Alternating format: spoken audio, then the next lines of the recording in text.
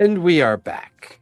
Where we last left off, Session 22 had begun with Bludgeon researching at the Alabaster Lyceum, where he confirms the Soul Drinker is actually Vespin, an arrogant archmage whose actions freed the Betrayer gods and triggered the Calamity. Bludgeon also learns the Doom Wagon was a tool utilized by heroes during Vecna's ancient assault on Vasselheim. Don't know why it said ancient. That word does not need to be there. Meanwhile, Zatina, Reel, and Father Jinx discover the gruesome peeled open remains of Bomber Bombast in an alleyway, realizing the devil has now jumped into a new host. After Zatina learns from Master Van that Sister Lethwin abruptly abandoned her shopping to investigate a disturbance, the party had deduced she is the demon's new vessel. Inside the temple, a possessed Lethwin attempts to magically dominate Lyra, who barely escapes by casting Butterfly Storm and fleeing underneath the pews as a cat. The rest of the party manages to converge on the magically silenced building, with Reel blasting the front doors open with a shatter spell. A chaotic battle ensues against the fiend. Reel strikes the creature with lightning, transmuted fireball, and it retaliates by blowing out the front of the temple with telekinetic force and folding Reel unconscious into a gravitational well. Fortunately, Father Jinx bravely touches Lethwin while invoking protection from evil, successfully forcing the devil out of her body and revealing its true bone devil form. As the battle rages, the devil casts Time Stop, freezing everyone in the area except Jinx. Jinx strikes a desperate deal, promising to use their time portal to go back and prevent Vespin from ever being betrayed by the gods and turned into a devil. Intrigued, Vespin agrees, branding Jinx's paw with a rune and granting the party a 30-day reprieve before vanishing. Once time resumes, the party heavily debates the potentiality and catastrophic consequences of altering the timeline. Once returning to the Third Eye Apothecary, the group investigates Padway's stolen satchels. Father Jinx cracks a ciphered accounting book, revealing that the Master of Law, Lucia Varys, and the missing General Rhea Silvershroud were extorting over 100 noble families, including House Vespera, for 1,000 gold per month. Reel discovers this massive wealth was used to secretly smuggle ancient coins called mortal anchors, magic items capable of tethering someone to a specific plane or point in time.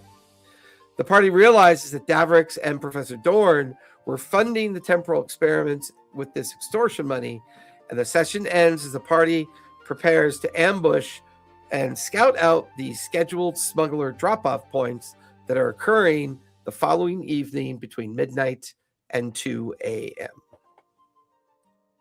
I believe it is currently evening.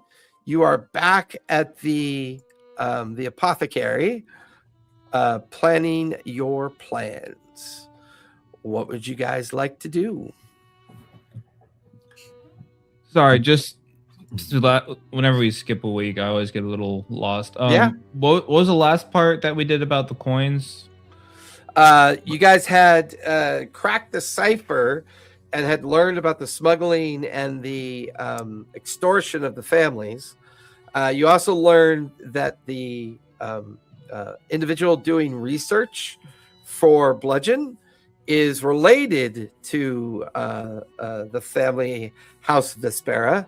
And you discovered that there were multiple smuggler drop-off points that occur throughout the city. You had, I believe, let me double check my notes. One is in the Central District, 2 are in Abdar's Promenade, and 1 is on the outskirts of the Southern Gate. They're not more specific than that because you guys were planning a possible kind of spying or trying to locate where some of these drop-off points might be, and therefore ambush the smugglers when they arrive. Do we know why the families were getting blackmailed? To pay for the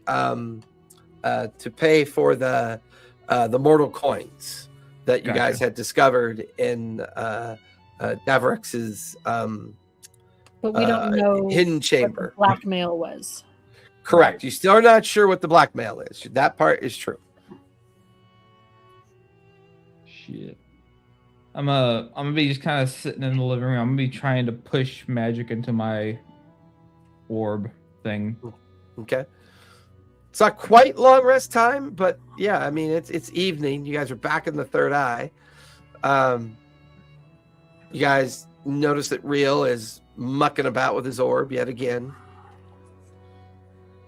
So it says the Lucia Veris is where we're gonna. They said there's a rendezvous point there that we're gonna look at, right? Yeah, there was a rendezvous point tomorrow night between 12 a.m. and 12 2 a.m. and 2 p.m. I thought it was 2 a.m. Yeah, I'm sorry. 12 a.m. to 2 a.m. Sorry. do we know exactly which drop point they'll be using? I thought it Yeah, said it was the one outside. It's the one outside the South The gate? city. No, it was the. I thought we were. There was a noble house we were going to go to that said they were going to drop it off at a gate or something.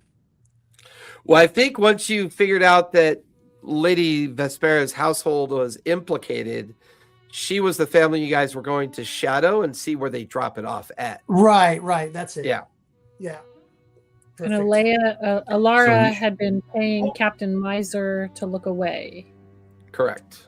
So we were going to follow Lady Alara to try and find the drop-off Lady point. Alara Vespera. Yeah. I think Oh, we should probably use.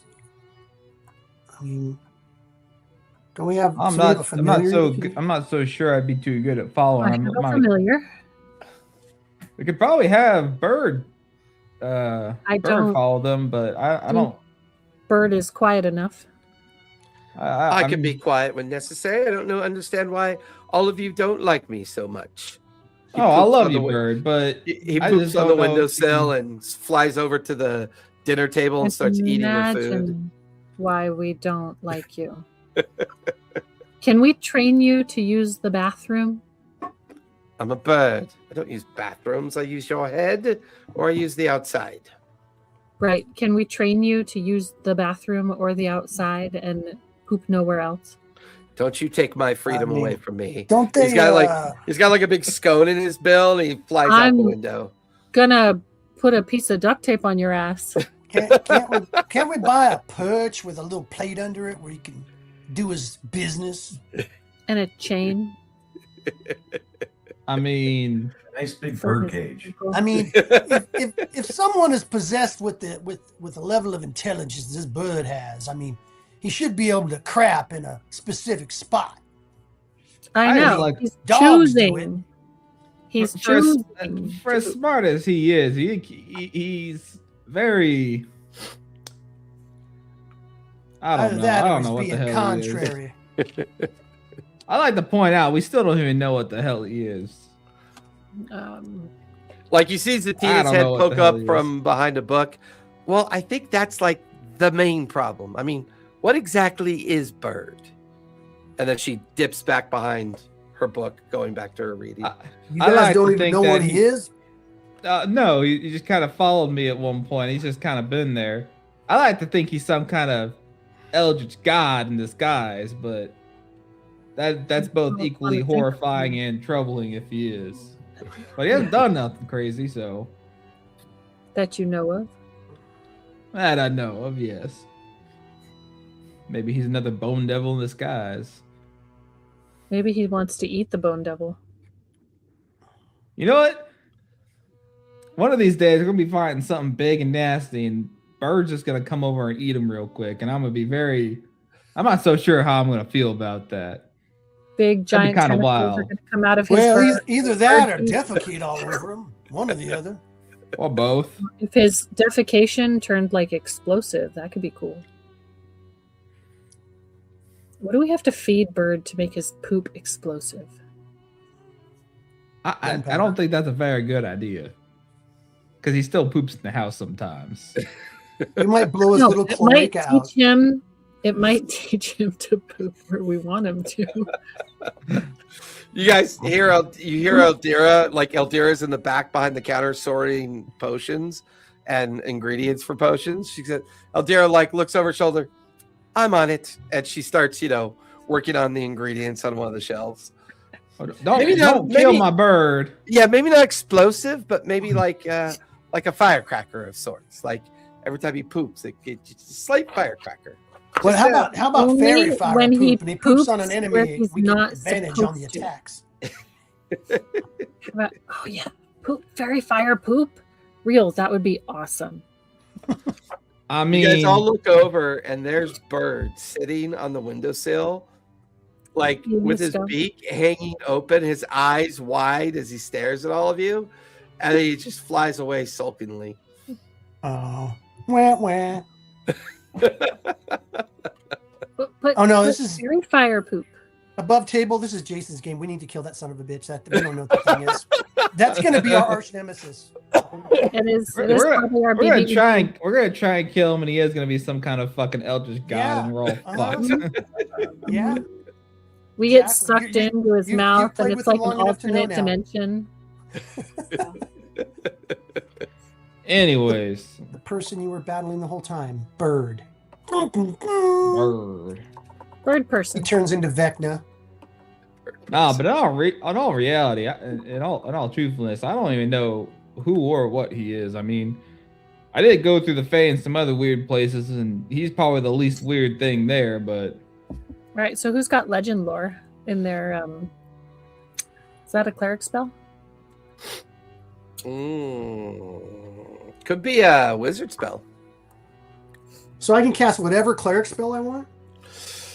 You can certainly try. I mean, there's the safe way of casting, and then there's the dangerous way of casting. I mean, have we considered just asking him what he is? He might just tell us. All right, we can ask him. Hey, Bird, what are you? Back. Oh, look, I didn't answer. He hasn't come back yet. He's flown off. Yeah, I know. He'll be back. So how are we going to do? Bird, what are you? Well, look, no answer. Yeah, let's cast spells on him. How are we going to accomplish this feat of watching where these smugglers go to meet up? Well, I mean, are they going to be meeting at the drop point, or are they going to be? I thought you said we were going to follow. We have to follow Alara. We're going to have to follow them to find out. Are all people that are being blackmailed going to show up at once? Or is it just one person dropping off?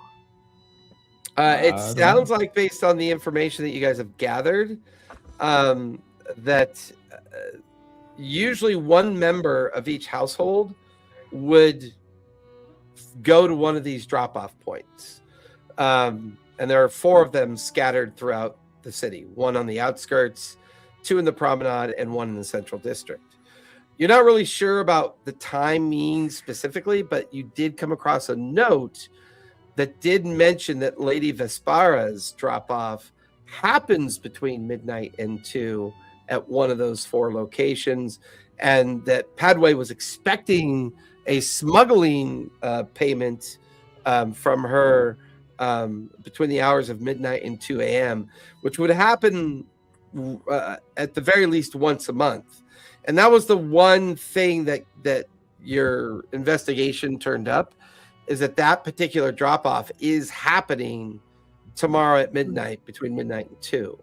You get the feeling that 2-hour gap is to allow whatever transaction or whatever smuggling is happening to occur. There's also the possibility that Lady Vespara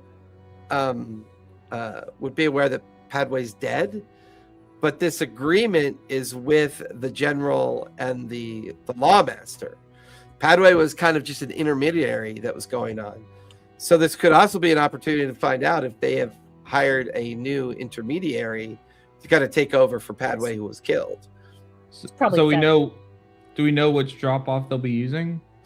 No, but you know where her house is located. The noble quarters are all up in the Cloudtop district.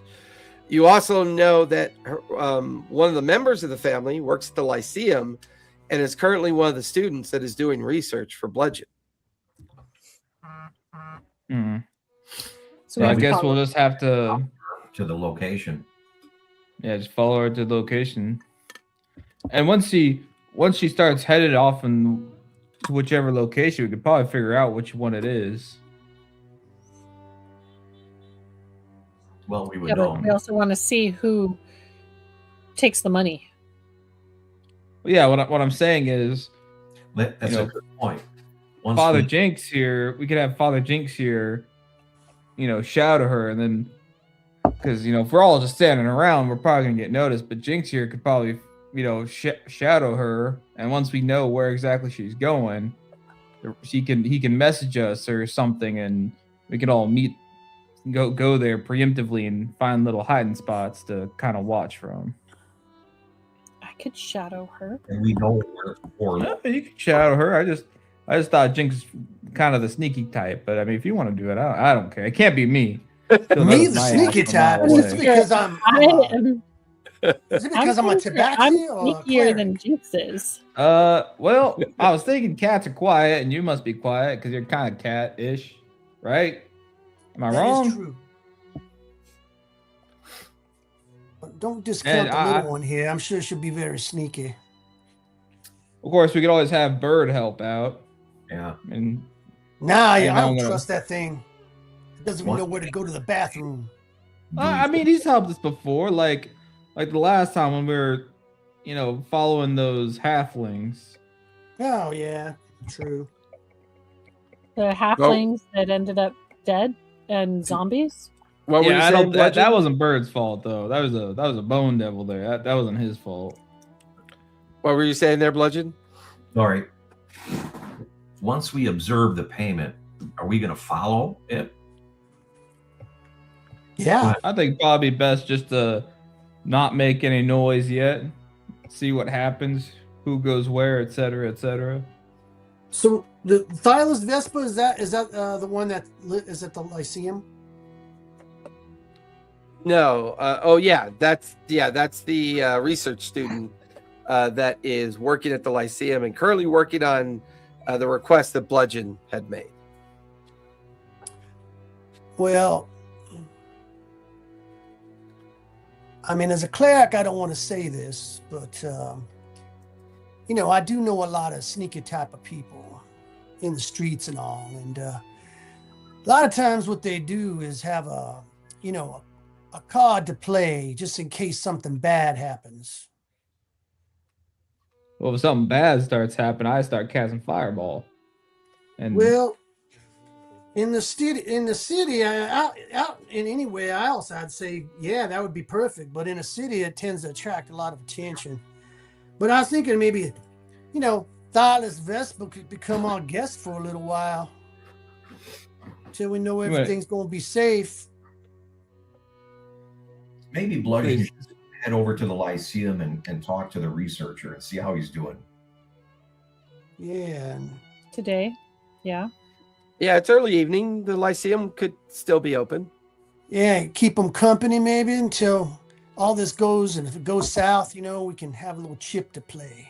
well, Interrogate. the meeting's not happening till tomorrow night, I believe. Correct.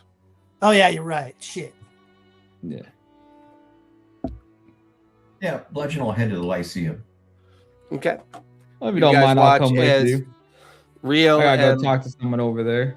Real and Bludgeon head out the door to head towards the Lyceum. Lyra and Father Jinx, what do you want to do with the rest of your evening?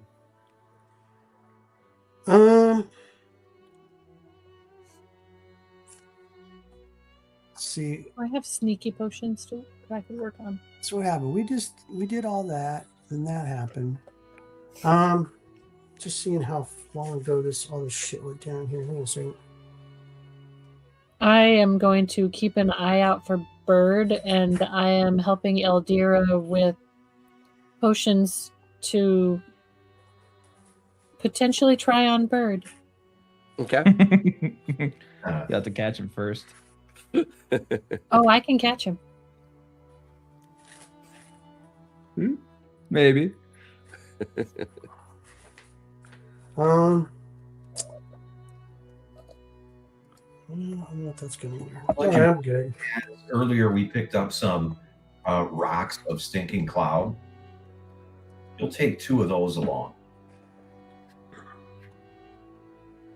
Okay. I think they're in the party Yeah. inventory. Yeah, when I tried to transfer them and it took the whole thing. Do we have any sending stones or anything? Not currently, no. Could use those to communicate back and forth easily. Can we make sending stones? How do you make sending stones? I don't know how to enchant things. Never mind.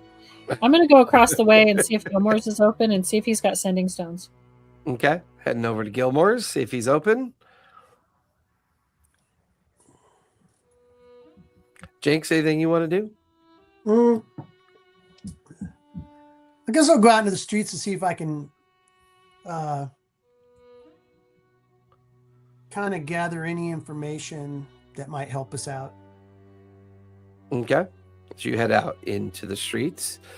Keep it in mind, it is the preparation and final couple days until the festival is expected to happen. So the streets are definitely on the busy side. Real and Bludgeon, you arrive at the Lyceum. It's actually in the midst of being decorated for the festival. There's crowds of people kind of wearing costumes, and they look to be preparing themselves for the upcoming festivities within the next couple of days.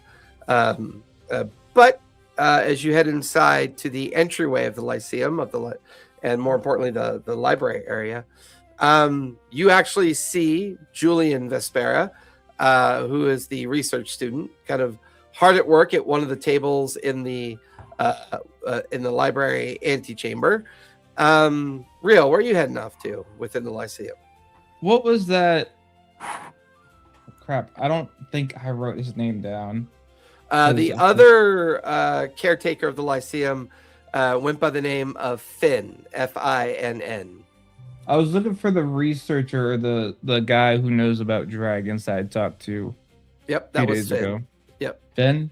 Yep. I'm gonna go find Finn. Okay. Give me investigation. If you ask for where he might be, you can take advantage on it. Yeah, I'll ask. Okay. What do you want me to roll? Investigation. Investigation. 11. 11. You find him in one of the lecture halls. He is currently making notes. There's written images of dragons and other kind of items pinned up on the large board. You could see that he's got books open on the lecture kind of table to organize his work. There's pieces of bone and skulls and kind of like this, whereas before you kind of ran into him in the midst of something else. Now that you're in his lecture hall, you can see that he takes his dragon research pretty seriously. He kind of steps away from what he's writing on the chalkboard and looks over his shoulder. Oh, Master Real, good to see you again. What can I do for you? Hello, Mr. Finn. Yes, I was just following up on what I asked you about before about the amethyst dragons. I have been doing some research, which some of my my fellow professors and people on staff. I've reached out to someone that's quite talented when it comes to the understanding of dragons. She's quite distant, so I'm not sure when to expect to hear from her. She resides in Whitestone. She is known as Lady Vexalia. She has a uncanny knack for not only understanding when they're around, but her and her companions fought the 4 dragons of the Chroma Conclave and came out surprisingly not dead. My suspicion is if we ask her about these things, she might know more. Have you asked her already or not yet? I am compiling a message to send out to her. This is part of my research that I'm doing. Gotcha. Anyways, I just wanted to what's the word? I just wanted to make well, since you're about to message her or send her a message or whatever, however y'all keep in contact, I just wanted to reiterate what I'm looking for. I'm looking for specifically sightings or any known history on amethyst dragons, specifically any that have names. So, what I've been, oh, by the way, I got the professor confused with one of the other research students. This is Professor Gladstone that you're talking to. Gladstone. Yep, because I was just pulling up my notes on that. He looks over at you. Well, what we do know about these dragons is they tend to lair in mines and deep rock-like sanctuaries. I have a friend up in Craghammer that I've already sent some inquiry to. My hope is to compile all this information, and now that I know that you're looking for sightings or any named specific amethyst dragons, that'll help us narrow it Do down. have one specific name in mind. Oh, really? What would that be? This particular dragon goes by the name Yida, also Yida the Traveler. Yida. Y-E-D-D-A? Yida? YDHA. Got you. Y-D-H-A. She's known as the Traveler, and this is a dragon that you've had interactions with before? This dragon I have had. No, I've not met this dragon personally, but I have heard of this dragon before, and I'm seeing if by chance this dragon either currently exists or has existed on this plane, or has visited it. As in her name, she travels. I understand now. This is good clarification. I will add these to my notes. The reason I ask, this dragon has a particular affinity to portals and portal magic. A dragon that can cast such magics would be a powerful dragon indeed. Is this a ancient dragon to your knowledge? As far as I know, yes. Well, I will see what I can do. This is unusual. Anyways, well, I'm down. I'm currently staying down at the Third Eye Raven, like I said before. So if you do get anything, please let me know. Of course, Third Eye Apothecary. That's correct. Wait, what'd I say? The Third Eye Raven. Oh fuck no! You got bird on your mind. Got your bird in your mind. Yeah. Oh yeah. I'm Third Eye Apothecary. All right. Well, thank you very much. So Ariel is wrapping up that conversation with the professor. Bludgeon, you are down in the antechamber, the study chamber, where you can see all the students hard at work. More importantly, you can see Justin Velspar sitting over at the table, taking notes, surrounded by open books. He has not noticed you there yet. His name's Justin or Julian? Well, his nickname is Finn. That's why I got it confused. Finn. But his real name is Justin Felspar. Okay. I'll glance at what he's looking at without him seeing me, and then I'll approach him. As you glance at the written material, it seems that he is focused on the written history of the Battle of the Barbed Fields. All right. So I'll approach him and say, Julian, how are things going in your research? Oh, hello, Bludgeon. I'm good. I don't have any more updates for you today. I might have more tomorrow.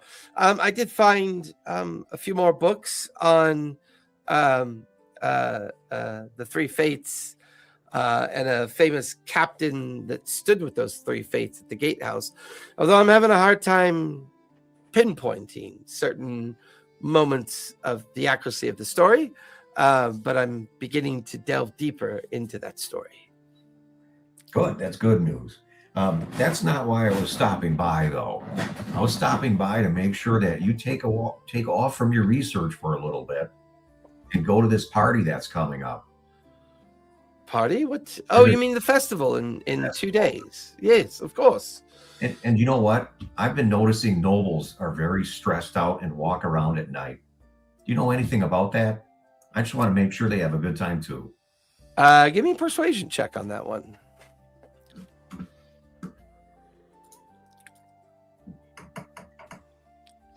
$17. Nobles walking at night. I have I'm not entirely sure much about that. I'm usually here studying or working or reading.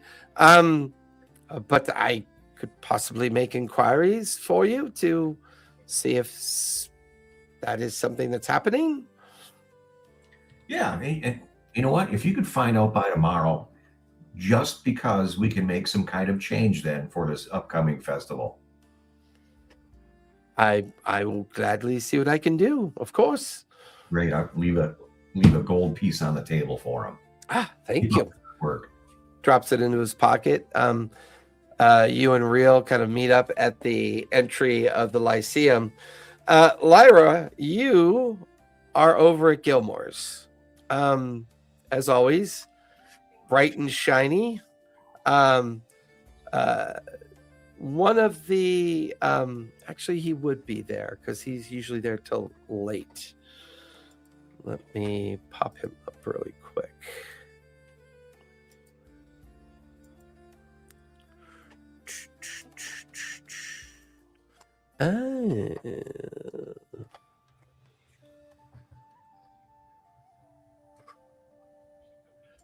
Pictures.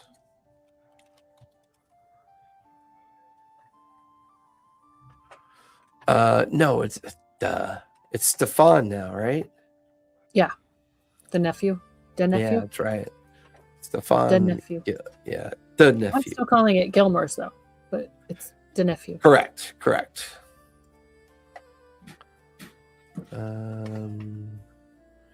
Maybe I moved him to pictures. I don't remember moving him to pictures, but maybe I did. Oh, I did. There he is. Yeah. Because at least Lethwin's not dead. You don't have to, get rid of that picture. I don't have to delete her image. As you walk in, you see Stefan, Gilmore's nephew, behind the counter. He seems to be taking an inventory. He's got a cup of tea out. He yawns a bit and kind of looks up from his work as you come walking into the store. Hey, Stefan. Is that yawn back at him?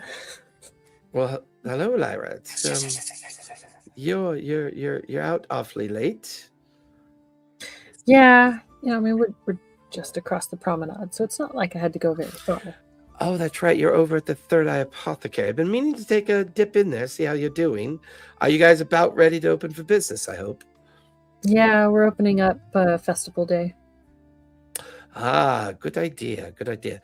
This year's festival should be quite memorable, I think.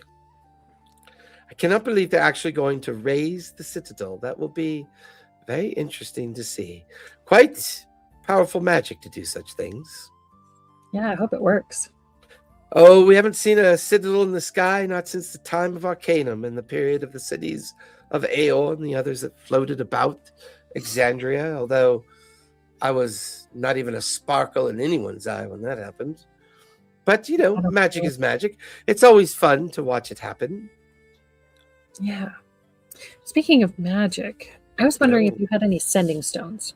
Of course, I carry many sending stones in many varieties. Are you looking for a group that are interlinked together? Are you looking for one that you can use by yourself?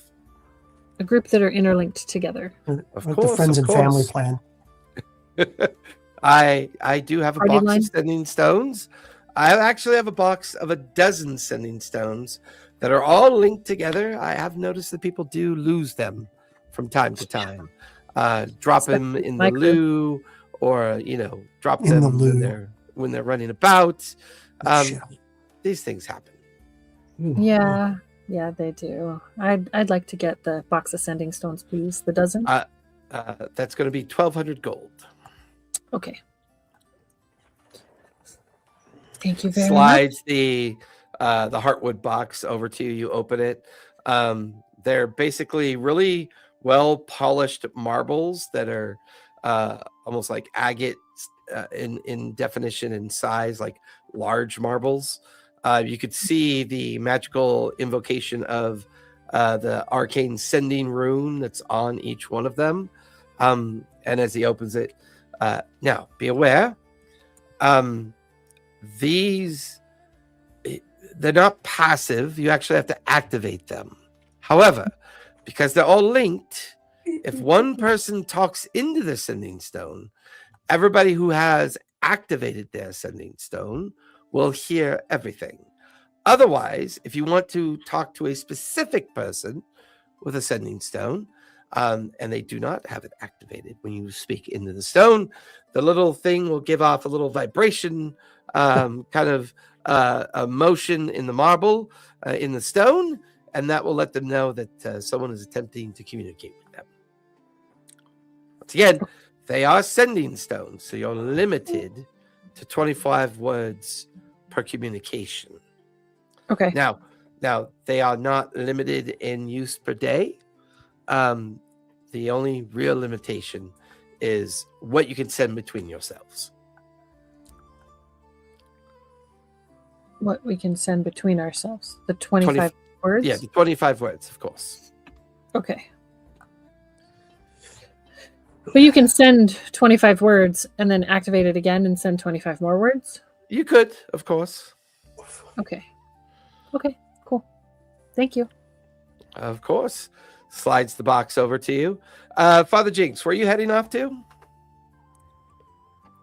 Just down into the alleys and maybe talk to some contacts and stuff, see what I can glean from them. Give me a perception check as you head out into the city streets. Okay, perception.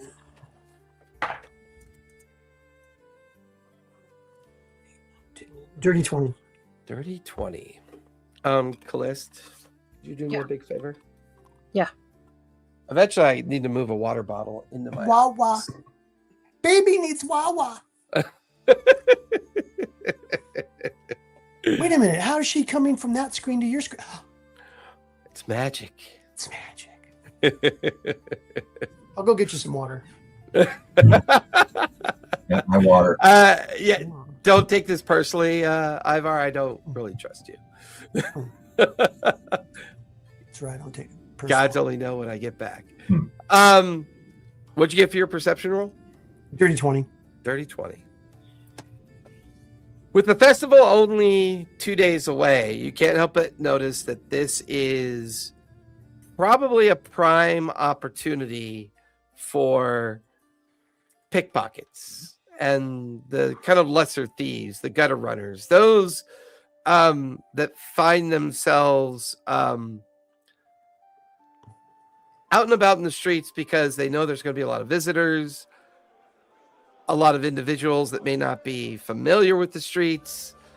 And as you are out and about, you spot a familiar pickpocket that you've known throughout your time here in Emon. He goes by the name of Crutch, and that's more of a nickname for him. He is a dragonborn youth, maybe 20, 21 years old. Thanks. What's his name? His nickname is Crutch.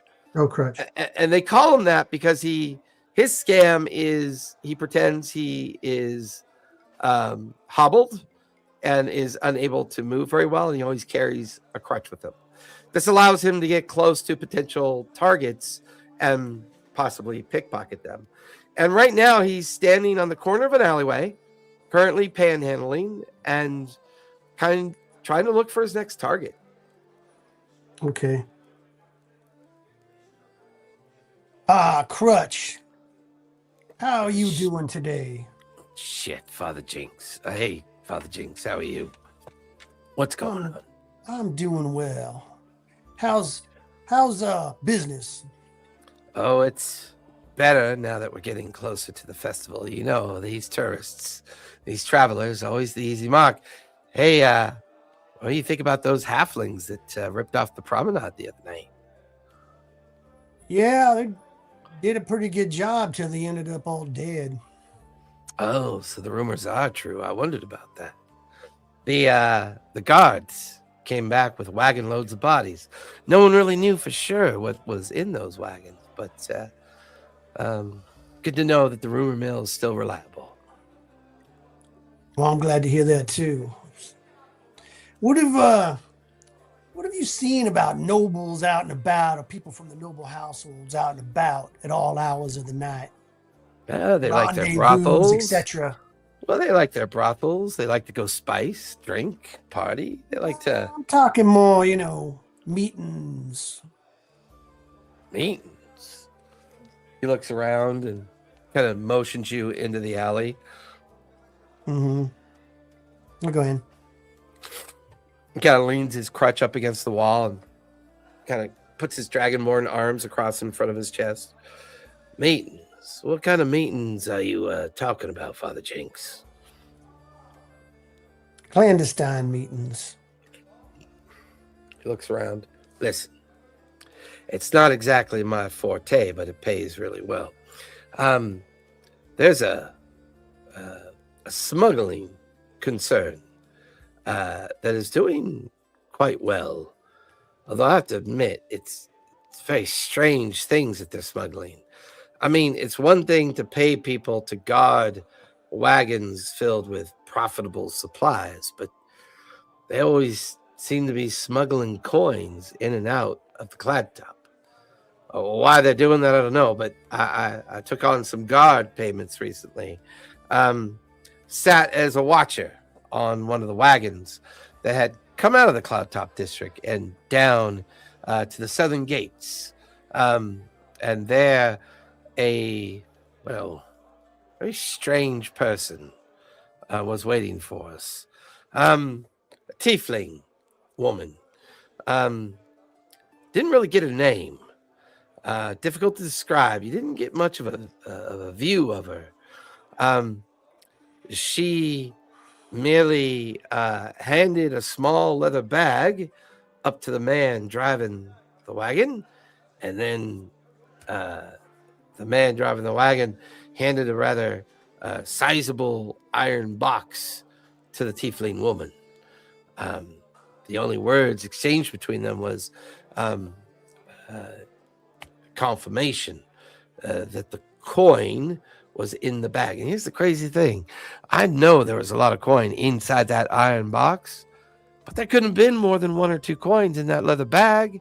Somebody was paying a lot of money for just a couple coins. It was strange. Okay.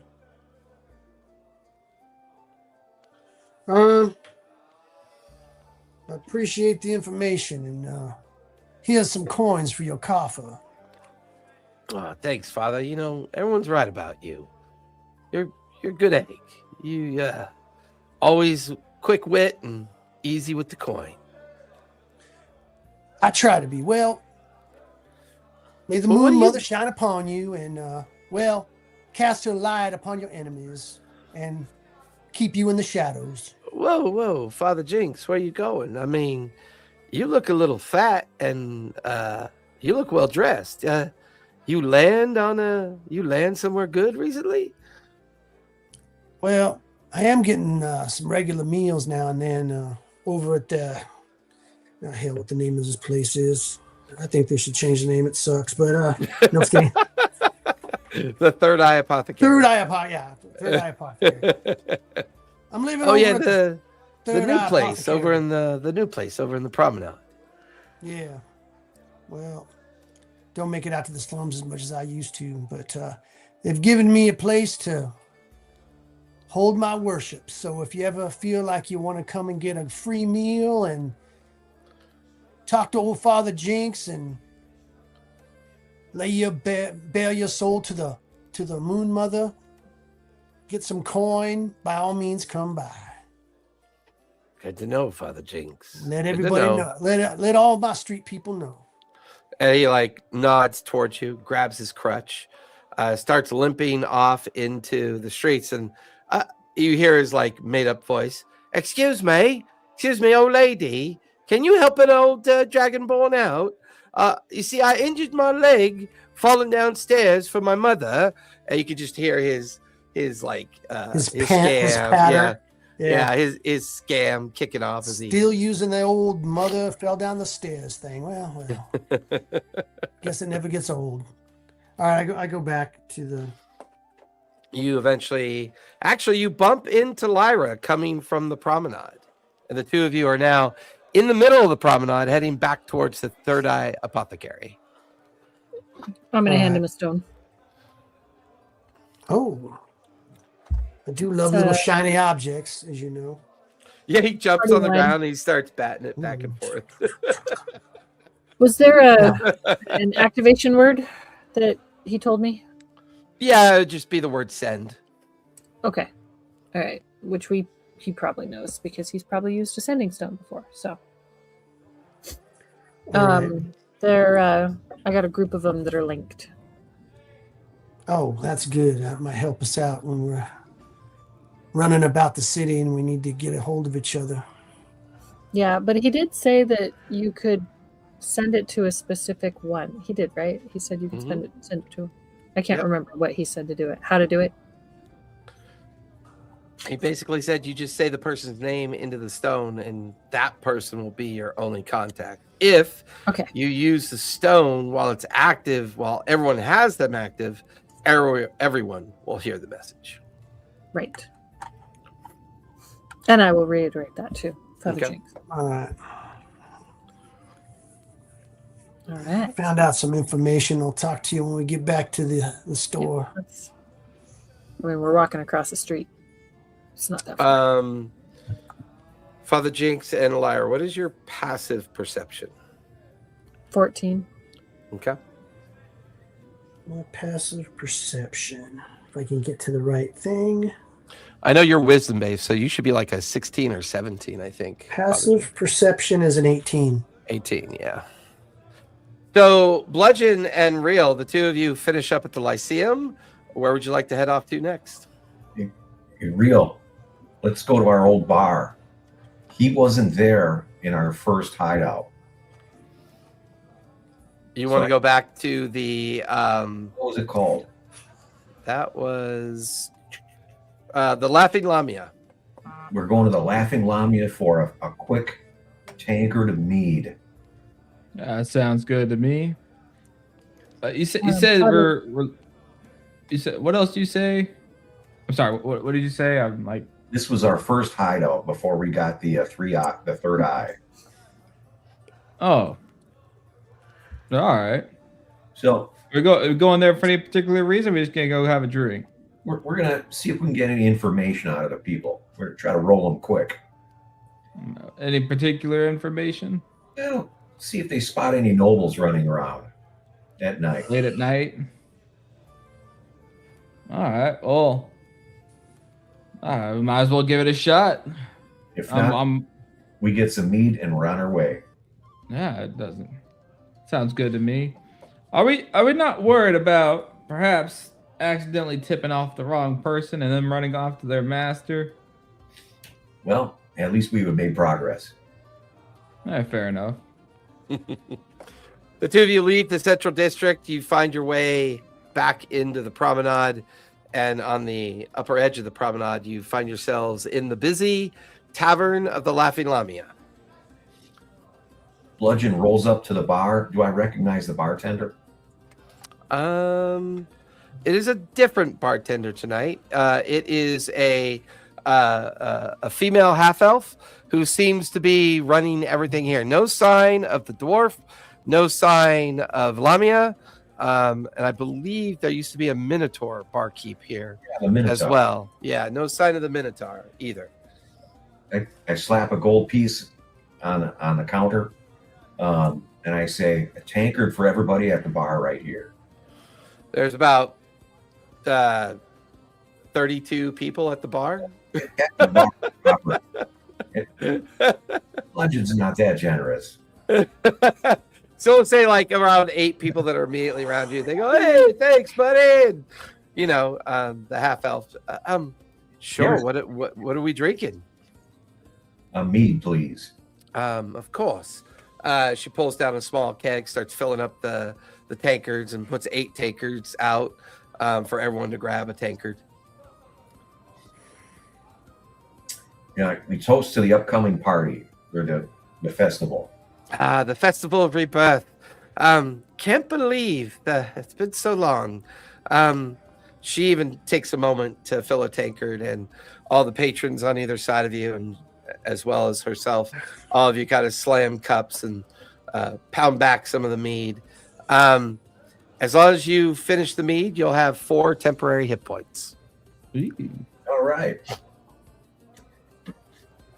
So I start asking, has anybody seen some of those hoity-toity nobles at night running around? They seem kind of stressed lately. I want to make sure everybody has a good time at this upcoming party or festival. The half-elf looks at the patrons, and the patrons kind of all shrug their heads. And I mean, I don't know of anything about any wandering nobles. They tend to stick to their own places. Sometimes they'll go to the South City outskirts to visit a couple of the brothels out there, or I've heard that they have secret clubs that they go to from time to time. But there's Wickham over there sitting at the table. He comes in here almost, I want to say, tonight. I would say he comes in here once a month, and with an utter look of contempt on his face, talking to himself and crying into his tankard of ale. Well, let's go see if we can cheer that old bastard up. Let's do it. We'll grab an extra tankard.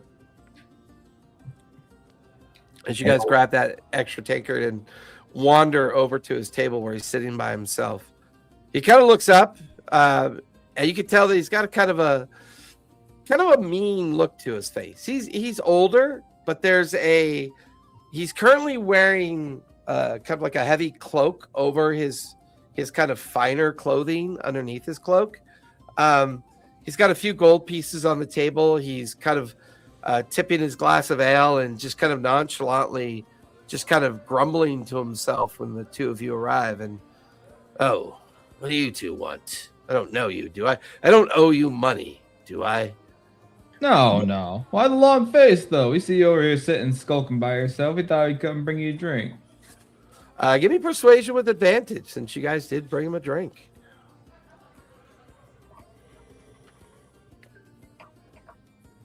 $16.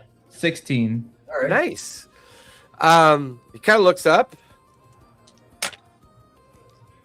I don't think it's so important as to bore you with, but since you brought me a drink, have a seat. No, see if I can't tell you this story and see what you think about it.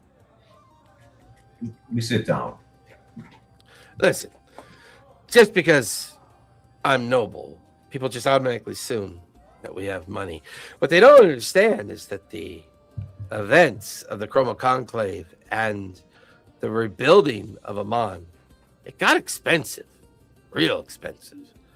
And without the council no longer in charge, and just those, the adjudicator, the master of laws, the general, and that dragonborn folk, Danrix, Davrick, I don't even remember his name. Anyways, they came up with this bright idea to tax the noble families. Well, so once a month, I got to take 1,000 gold to this tiefling lady. What's her name? They call her the Whispered Wind. I don't know. don't know what she is. I don't know what she does. I don't know what she specializes in. But I'm expected once a month to pay this woman 1,000 gold. I paid her tonight, and every time I pay her, I come here, I sulk, and I drink my ale, wondering how the fuck I can get out of this situation. Bludgeon shows him, I know how hard coins are to come by. And I put the gold piece on his pack, or his stack, and he says, coins are hard to come by sometimes. Yeah, they are. What do you know about coins? Are we talking about the same coins I think we're talking about? Yeah, it could be. I don't know. We ran across a pile of them over at a tower. We didn't take them though, because we were being chased by a red dragon at that point. Red dragon, you're funny. Red dragon in Emon. That's preposterous. But anyways, I'm assuming you just drank too much of your own sauce. Yeah, I go. I drop off what I have to pay, and then they give me a leather bag with 2 coins in it. I then expected the following morning to drop that bag off to Master Davrik's over at the Gilded Scale. Supposedly, according to the Master of Law, this is how we are paying to rebuild the city. That if we do this, that it's going to bring fortune back to Emon. I'm skeptical. That's a strange way to pay a tax, meaning a random tiefling at night. Well, And you get something for it. Usually the government just takes it away. yeah, I know, right? Bastards. I guess. Do you have those coins on you? Can we look at them? Maybe they're special. Yeah, I'm not supposed to give it to him until tomorrow morning. I guess. He pulls out a small leather bag, opens it, pours out 2 silver coins onto the table.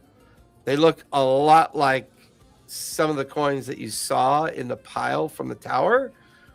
Give me a history check for the 2 of you as you look at these coins.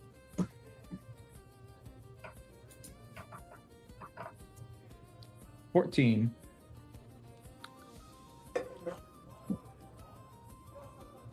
Um, 12. 12. One of the coins you both recognize as a coin from Vasselheim. But the stamp mark on it and the date don't make sense. It's a very old coin, maybe from 400 or 500 years ago, which kind of aligns with what you saw in the tower. The other coin, no clue where it comes from. It is got an image of this very kind of flamboyant kind of person on the coin. There is a kind of brass hue to the coin as well, with flecks of silver coming through. Does not look familiar to either one of you. That's a strange coin. Why so damn old? I don't really know. I don't understand it. But here's the thing.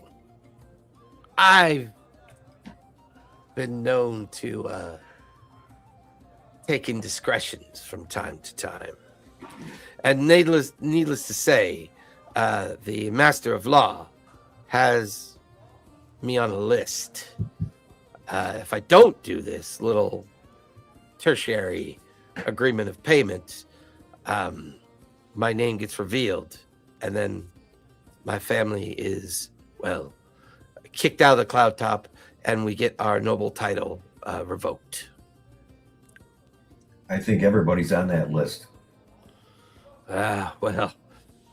My indiscretions involve illegal fighting pits and entirely too much spice, and some of the clubs I go to are not considered sanctioned within the city limits of Emon. I have built up a debt. Let's put it that way. I've built up a debt. I see. And they still want. So what? You pay this tax and they keep quiet? That seems to be the case so far. I just hope I don't have to pay it much longer. It's getting expensive. They'd say for how long y'all be paying for this? I said at least a year, and I want to say at least 8 months into this recompense. Got 4 months to go, and then my name is taken off the list. Oh, we're almost there then. Well, that's a good day. What happens in 4 months? I have no idea. I make my last payment, and we all go our separate ways. I see. Well, it's been a pleasure talking with you. Hey, listen. You two, well, especially you, seem like the type that likes to get in tussles. And I'm sorry, Bludgeon and Real, your names were correct. Yeah, that's correct. Fighting pits too. Maybe you saw my fight. Big nasty. Oh no, I don't go to the sanctioned ones. Those ones aren't where the real money is. Anyways, there's a fella that owes me some money. I was wondering if I split that money that he owes me with you, would you be willing to go retrieve it? Well, I'm never against a good business opportunity. I think we have some time tonight. Listen, he's a half ogre fella. Goes by the name Splitjaw. He bounces over at a little club on the outskirts of the southern gate. The little alleyway bar, or little alleyway tavern known as the Bloody Hook. Listen, if you could just convince him to pay me the 1,500 gold that he owes me for the favor I did for him, I'd be more than happy to split it with you, and it would really help me out with next month's payment. Oh. What did you say his name again was? Splitjaw?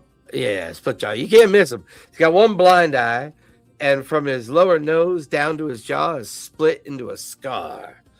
He's, 9 feet tall, bit muscular, bounces for the Bloody Hook. I see. Do you think he has the money on him? Oh, indubitably. I'm sure he does. All right. So do you want him to deliver the money to you, or should we just get the money? I just take it from him. Bring it to me. I'm over in the Cloud Top District. You can just come to the gates and ask for Wickham, and I'll come meet you, and we can split the funds. Well, that sounds just fine, but maybe. Yeah, we're off. Cool. Thank you. He's got a big smile on his face, and you know what? For once, this evening's actually turning out quite nice. I will retire for the evening since I got to deliver these stupid coins in the morning. But thank you for doing me this favor. He gets up and kind of goes. You guys got to go your separate ways. Are you heading out in the streets now or later? I said we go right now. Yeah, let's get it done. Okay. You guys head out into the streets and start making your way towards the southern gate. Making my way downtown. Making my way. The closer we get, Making my way. the healthy we get. Sorry. Can't With that in believe mind, without Father it. Jinx, you and Lyra are back at the Third Eye Apothecary. There's no sign of Real or Bludgeon. Zatina is over on a big oversized chair reading her books. Eldira is stocking shelves. Now that you guys are back, what would you guys like to do? I'll tell her what I found out from Crutch, Okay. and sounds like people are getting employed to do this, and I don't think it's as secret as we think it is. And I also think, well, let me go back into character now. What if they're using these coins for the raising of this tower? You don't think the coins are for the that room in Dravorak's tower to take. Well, I think that's where they might hold them, but they must be holding all those coins for a reason. I mean, I don't think the coins themselves are inherently magical, though. no, but they're talking about them being anchors. And Mortal. this tower raising's coming up. I mean, I'm not saying that's for sure. I'm just throwing things out there. It's coming up in a few days, and they've been collecting these coins. The coins don't look like soul coins, right? The soul coins look completely different. Yeah, soul coins are very kind of like obvious in how they're made, and they have a distinct smell of sulfur whenever you possess them. Oh, that's right. They're using those coins for that. Too many coins. Yeah, it's Okay. not the soul I'll cross coins. that off. These are the old coins from Different ancient periods times. of time and different cities. I don't Yeah. It think was they're too using them. Too much of the halfling leaf. It's addled my brain. I'll have to get you some half strength leaf. Well, there's no fun in that. Anyway, well, I think they're using them to go back in time. I think they are too. I think we need to too. But that's just my thoughts on it. Yeah. Do these sending stones only work on while you're on the same plane? Or I think so, because it's just like yes, it's just sending. it's just like the spell sending. okay, gotcha. Let's see. Okay, Does sending work? so we need to find out who this tiefling is. Maybe our tiefling knows who this tiefling is. I mean, there's how many of them are around What here? tiefling? What tiefling? Well, I told you about the tiefling woman and everything. Oh, okay. I thought Yeah, I told you about all that. It's tiefling. No, I thought you were Southern talking Gate, about tiefling Legend woman, of hand Wheels in the bag, tiefling, and I'm like, driver, wait, we weren't there. Iron Okay. box, Right. confirmation Whispering on wind. coins, The whispering wind. etc., etc., etc. Etc. Etc. Anyway, so yeah, that's I tell you about all that so that we're all up on everything. So it sounds like the tiefling took over for Padway. Yeah, I mean, have we looked into that tower since? That was just yesterday, though, wasn't it? Or was it earlier today? I think it was earlier. It was earlier today. That we were in that tower fighting the dragon? No, because you guys. No, that was like 2 days ago. Okay. Yeah. That was 2 days ago. So Earlier it's been at least a today, couple but- days since you've been in the tower. I mean, maybe we should ask that bird to go over there and kind of check on what's going on over there. Hang out for a little bit, see if there's How far any away is the activity. tower? It is the north section of the central district before you cross over into the road that leads up into the cloud top. So it's if you're going to walk through the crowd, it's a half-hour walk from where you are in the promenade. But as a crow flies, get there in a few minutes. Yeah, but we need Real to ask that bird to do stuff. I'm gonna look out. Well, Do I we see can bird wait for him to anywhere? get back.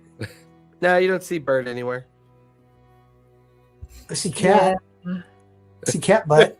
See, Cat but I really think that bird is actually a cat trapped in a bird's body. Like, why do they always want to do that? They always want to crawl across the computer when you're I don't know. It's like a thing like, pay attention to me, you're paying attention to something else. Yeah, he usually wants to be fed, but I've already fed him a bunch. Now he's just being a menace.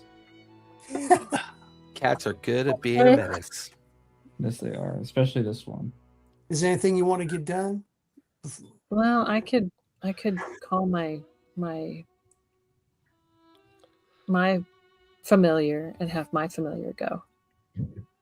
Okay, let's do that. Okay. Little So I'm gonna Sebastian call my- monkey shows up with Yeah. little flame wings and kind of squat there in front of Lyra. Is it a monkey with wings?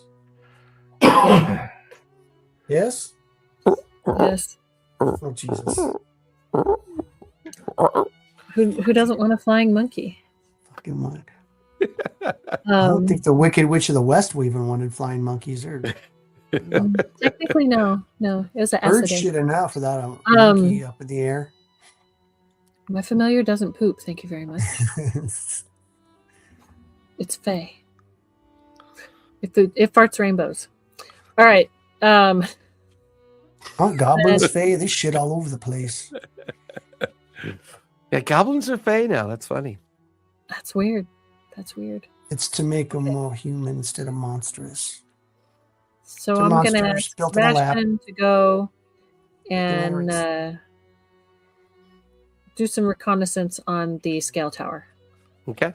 where He kind of runs across up your arm, over your shoulders, and down off your hand, and heads towards the open window of the Third Eye Apothecary, and heads off in the distance towards the central district to go scout on the tower, see what he finds. Okay. You call He scale has a tower? 40-foot climbing speed. Yeah, scale My tower. monkey can move faster than I can.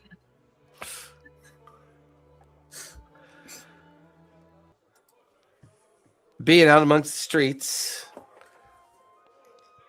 Real and Bludgeon, you find yourself traversing through an ever busier city.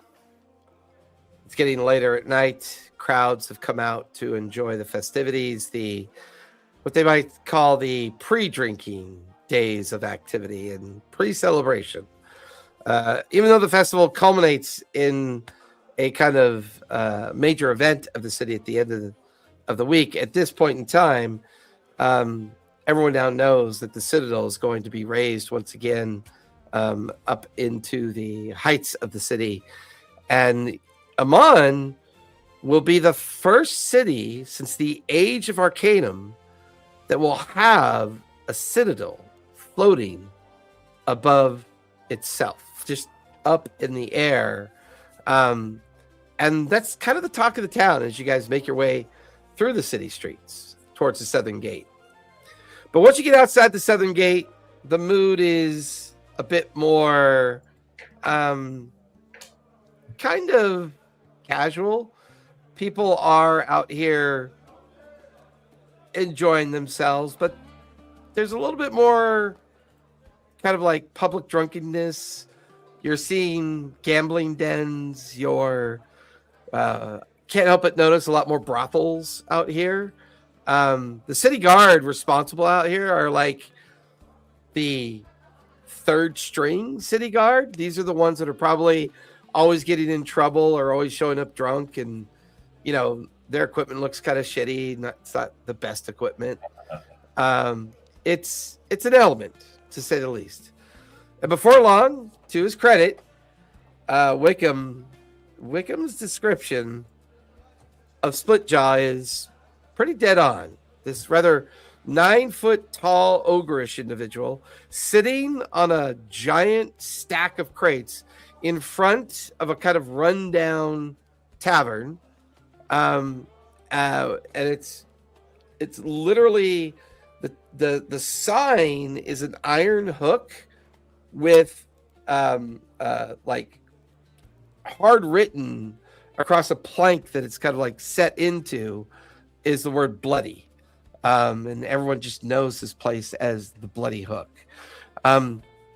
There's a sense that the people here are not, the elite of the city. Some of these people look to be in their element, but Splitjaw is just kind of doing his job, making sure that people don't get in fights. He's got his big arms kind of resting on this large club that leans up against the wall behind him. People are coming and going. Shady people are coming and going. The two of you are across the street, kind of keeping an eye on the alleyway and entrance point, and you found Splitjaw. What would you guys like to do? Quick question. So Splitjaw is sitting out front of this bar or place. Yep. Is he near Are we able, just by looking at the store, are we able to go around the back of the store? Like, is there like a back alley out of sight? There are alleys on either side of the Bloody Hook. You get the feeling that probably goes to the back of the tavern for shipments and delivery that come in through the alleys. I'm gonna just tap Bludgeon on the shoulder, like, got an idea. Maybe we can get him out back where there are less eyes. Let Bludgeon hands Reel a rock. So I've got one rock and you've got one of Stinking Cloud. If we get in trouble, we just pop these and we get out of here. That sounds good to me. But look at this. He's got Eyes of Charming. Let's just try to charm this guy, and then we'll pick his bag and we're out of there. You said you have Eyes of Charming? Yep. Even if they don't, All right, we'll just. Well, hey, we can't just do that out here in the street. I have an idea. We could lure him out back. Let's just go take a look on the back of the bar. Make sure there ain't no one back there first. All right, let's do it. Are you guys now officially being stealthy? Yeah.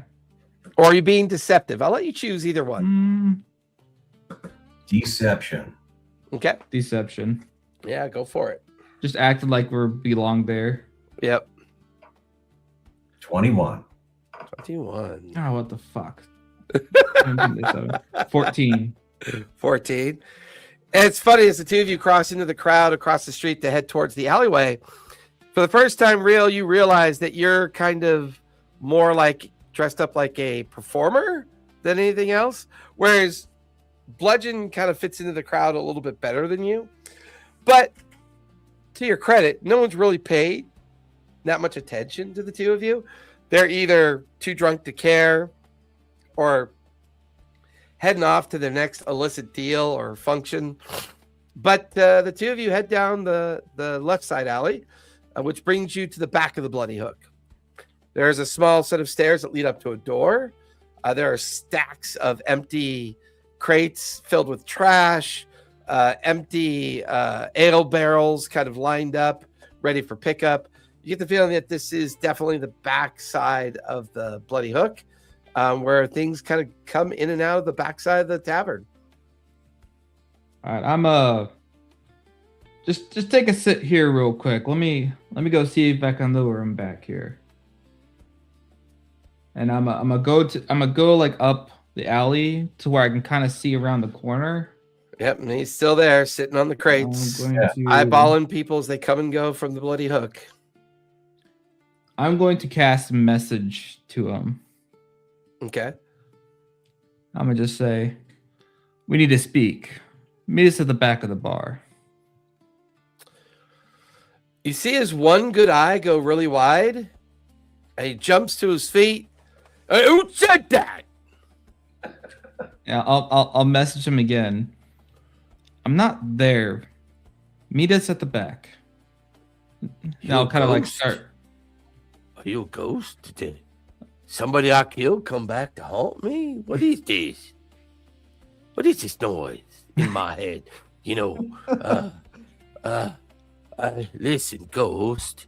I'm sorry I broke your neck. I'm sure it's one of those people. But you know, you don't follow the rules. You got to pay the consequences. So now you go away. You leave me alone, ghost. And he like hops back up on the crates. I'm a cast messages. I'm not angry at you about that, but there's someone you need to speak to. He's waiting for you at the back of the bar. Oh, you're a devil. No, you got a gateway to hell waiting for me back there. All my sins coming to rest. I knew it. And you hear this large billowing scream as this large ogre goes tearing off into the crowd, just yelling at the top of his lungs, "They come for me! They come for me!" And he just disappears into the crowd. We'll track him down. You see his shoulders and his head. I'm gonna just yell back down the alley, Bludgeon. He's running. I'm gonna go after him. So, dude, you race out first because you were right around the corner. Bludgeon goes to catch up with you, and it's pretty easy to follow because he's tearing through the crowd.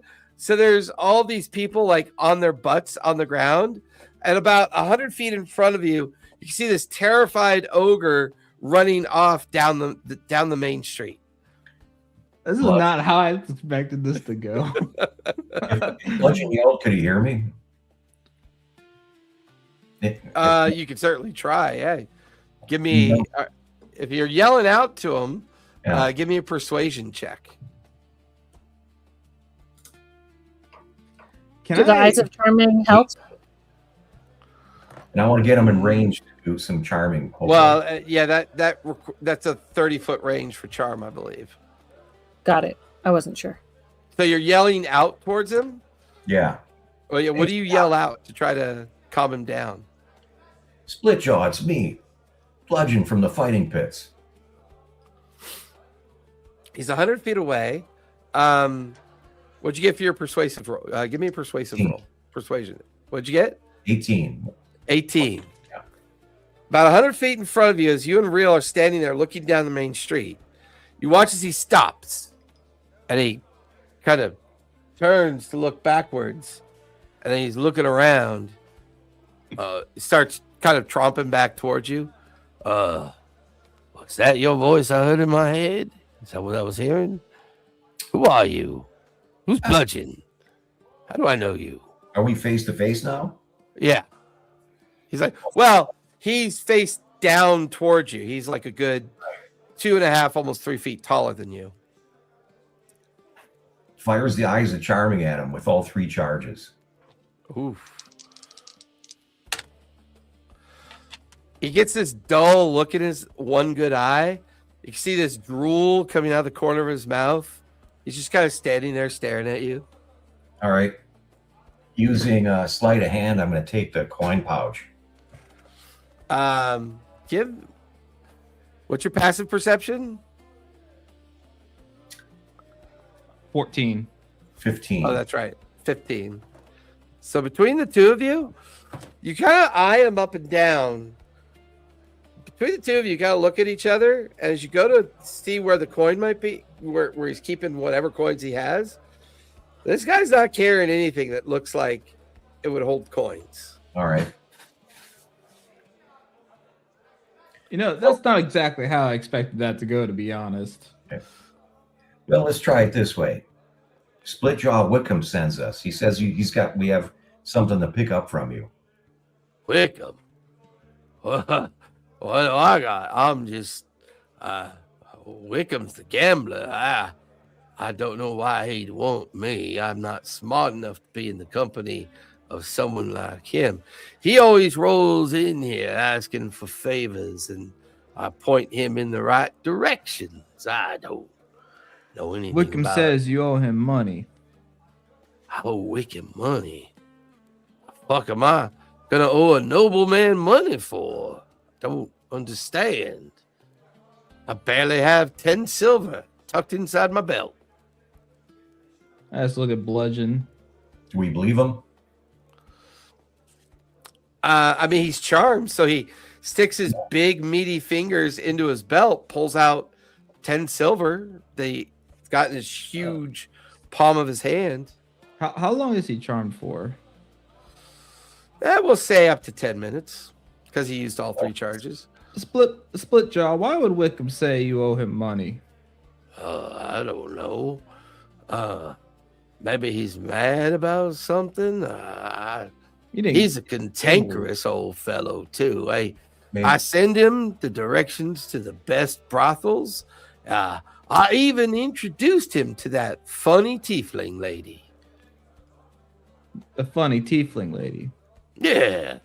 He said he was looking for someone that went by the name of the Whispering Wind or something like that. And he said he had to talk to her. Said it was important. I said, well, I know some people. Let me go wander about a bit, see if I can't get you a name. And I did. And I got that for him. This Whispering Wind tiefling, you don't know anything about her, do you? No, all I know is it earned me that 10 silver you got there that I got in my hand. Where can we find her? Where can you find her? Fuck if I know. All I did was point old Wickham in the right direction to make information for himself. I sent him down to the to the barrel room down there, and there's an old gentleman down there that goes by the name of Marcus Wellerman. I believe he runs the establishment. Yeah, I used to work there a long time ago, but I don't really like working there. There's some. He looks around. His one good eye opens up wide. Since we're really good friends, right? Since I'm not really sure why we're really good friends, but we're supposed to be really good friends. There were some people going in and out of that place that were kind of creepy, to be honest with you. Like run, this big old thing of snot coming out of his nose, and he wipes it off. And I just didn't have the constitution for that work no more. Creepy how? Oh, I don't know. They come in all cloaked and like you can't really see their faces. The one time I saw their faces, they were wearing these masks. These like the silver, gold, and copper masks. I thought they were pretty, so I went up to one of the ladies. And I said, "Where'd you get that mask from?" She got real angry, and she said, she pointed me towards the door and told me to leave. I don't know much more than that. Well, I appreciate that. Did she look like a noble woman? Oh, all women look noble to me, to be honest. Especially ones that don't run away. Like he laughs and smiles. He's got maybe 4 teeth left.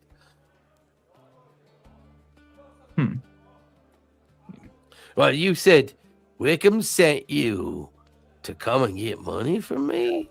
I don't know why. Now, I'm not a smart man, but it sounds a bit odd. Yeah. It does sound odd. Now And we're confused too. And I got to be honest with you. I mean, people like you rolling into a place like this, I mean, they won't see you as a juicy target. So you be careful walking around down here. I appreciate that, Split. I apologize for scaring you earlier. I was just trying to. Oh, that was you? You the ghost? Yeah, that was me. Oh, you Here, know for magic your then. That was that. You could talk to my head then. I saw you sitting out there out front. We needed to talk to you about Wickham, but I didn't want to. Like talk he to you shoves about you with his everyone. big old. He shoves you with his big old hand and goes, "Do it again. I want to see." I'll just message to him. Ooh, big scary ghost. Yeah, that's Ooh. good. That's good. Is that like a party trick? Could you like? Oh, Yeah, you know what? I like to do that sometimes. That'd be really fun. I mean, I know some people that are even dumber than me. They wouldn't know what to expect with that. We could clean out a few coffers and make some coin with that skill. What do you think? Maybe another time. We gotta go speak to this lion Wickham fella. Oh, okay. Well, Yeah. sorry that you came all this way down here, friends. No. For Here. nothing. For your trouble, I'll hand him a couple of gold pieces. Holy shit, you rich. I wouldn't You say rich, but Hey, Anyway. everybody. Old Spitjaw's got his first gold coin from these nice gentlemen. They rich. They Uh-oh. rich, bitch. And then he just kind of wanders away and, wow, this is great. Stuffs the gold coin and kind of wanders back up to the front of the Bloody Hook and sits back on the crates. Both of you give me perception checks as you're watching him go back in front of the Bloody Hook. 12. Oof. 10. Yeah. There's a lot of people wandering about, looking at you curiously. Some of Why them did drunk. you guys leave without us? Oh. We need to get out of here. We can throw rocks if we have to. Yeah, that's actually not a terrible idea. There's as you guys turn to leave and going up the street. Hold on. Before we do anything else, let me. Yeah. You have Misty Step? I do. I do too. Well, let's Misty Step out of here then. Can I try? You just want to pop up to that roof up there? I mean, you could pop up to to a roof. I mean, there's plenty of roofs above you that you can pop up to if you wanted to. I don't want to be down here if everyone starts getting ideas. Right. I'll just pop off to a roof. Yeah. Misty step right after him. Yeah. The two of you, both of you give me either athletics or acrobatics as you land up on one of the rooftops in one of the alleyways. 5. 5. Not good. 5. What'd you get, Bludgeon? 3 or a 5. I think So as the two of you bamf up to the rooftop, these are not very well kept roofs. As you land on the rooftop, you immediately hear a creaking noise, and the roof gives way right underneath your feet. The two of you falling through the roof and into what seems to be a storage room. So you only fall like maybe 6-7 feet into a room. You're both looking up at the big hole that you put in the roof and kind of land onto a wooden floor. You see lots of crates and barrels and sacks and bags all kind of around you. You see a doorway on the other end that might lead down somewhere, but you're not sure. What the fuck? maybe it heads into our tunnel system. I mean, we're in a second-story building. That probably just leads to the hallway. What's in all the storage? Anything? Give me investigation as you start taking a look at all the stuff that's in here. While he does that, I'm gonna go stand by the door and make sure. I'm gonna start listening to make sure no one. Well, he's snooping. I'm making sure someone doesn't barge in. 24. 24. Real, your passive perception would be high enough that being at the door, you don't hear anything on the other side of the door. So it sounds pretty quiet wherever you are. You can hear the crowded streets. You can hear, the alleyway people. And there are some, like every now and then, the two of you hear running footsteps and you hear people yell out, "Where the fuck they go? They were just here a minute ago." And then you hear them down the alleyways and streets. And I want to get me some of that sweet, sweet gold. And they're kind of running around, and you can hear them throwing bottles at each other and yelling, "Where'd they go? You got to find them."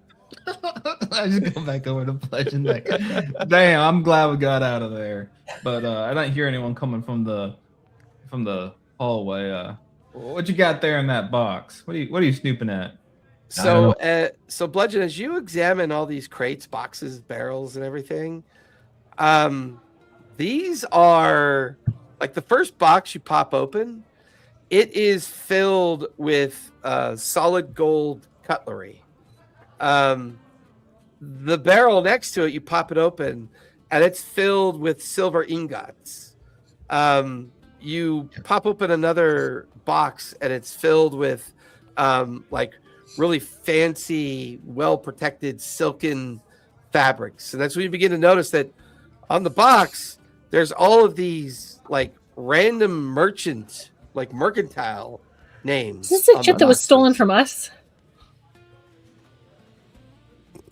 Yeah, does this look like our stuff? Yeah, it looks like your stuff. Wait, Damn it! Why do I have the portable hole and not Bludgeon? I turn to Bludgeon. What? Wait, do I what have the it? hell? Or does Bludgeon have it? Wait, was Real there when this was stolen? Does he know about this? I don't remember. Yeah, the halflings that were hiding inside the snail shell in the Yeah. house. Yeah. This might be. I mean, you guys assumed that your stuff was at their camp. You never really found it because the camp had been so heavily destroyed. Bludgeon, ain't this y'all's stuff? What the hell? Here is. Holds some, gold cutlery. Puts Yeah. If the All that people outside real- found, It's all that really nice, juicy stuff that you guys picked out of Padway's headquarters. if the outside, if them people knew this was here, this entire building would be burned to the fucking ground. Right. You don't have that bag of holding thing, do you? No, I stay away from magic. Well, Just- shit. I think Lyra's soul just kind of popped a bit. Do you stay away Please from send a that? message to Do you Lyra. wanna Do you want to try and go find Lyra, and I'll stay here with this to make sure someone doesn't come across it? How about your useless crow?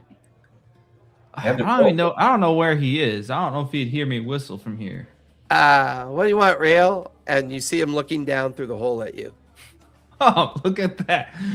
What you doing here, Bird? You following us? No, I was just out and about having a meal, pooping on heads. And crowded streets are a lot of fun. Oh yeah, you get anybody? Oh, I can't wait till you guys make my poop explosive. That wasn't my idea. That's Lyra. I heard you talking about it. It wasn't my idea, Bird. Besides, all you gotta do is not poop on the windowsill no more, and they'll be happy. They'll be happy. Oh, you just wait till I start leaving other things on the windowsill. It's going to be lots of fun. Don't do that. Eggs? All right, well, Used cloth diapers. That'll be fun. let's not do that, Bird. Let's not do Rotten that. chicken Come on now. eggs. Come on now. There's a part of the promenade they sell this delicacy called balut. I'll leave some of that for you on the windowsill. See how you like that. All right, we'll talk about this later. Could you go get Lyra? I suppose, but why am I getting her? Oh, we found all our stolen stuff in here. Go get one of those rocks that can talk. Oh yeah, what the? Can I just use the sending stone? I forgot. Well, about it. you don't have them yet. You guys left before I got back. Yeah. Oh, that's right. That's right. Have the bird go bring us one. Oh, Or just have the bird Or else bring we you can just, meat. we can leave the building. Nobody knows it's here. We'll misty step out of here and keep on making our way back to the. yeah, but what if a sneaky fella decides to go running across roofs and peeks down a hole and just sees a bunch of gold and silver? That's just gonna be gone before we come back. We can't move all of this, even with a hole. But I can stay here to make sure no one comes across it. You guys hear someone begin to unlock the door.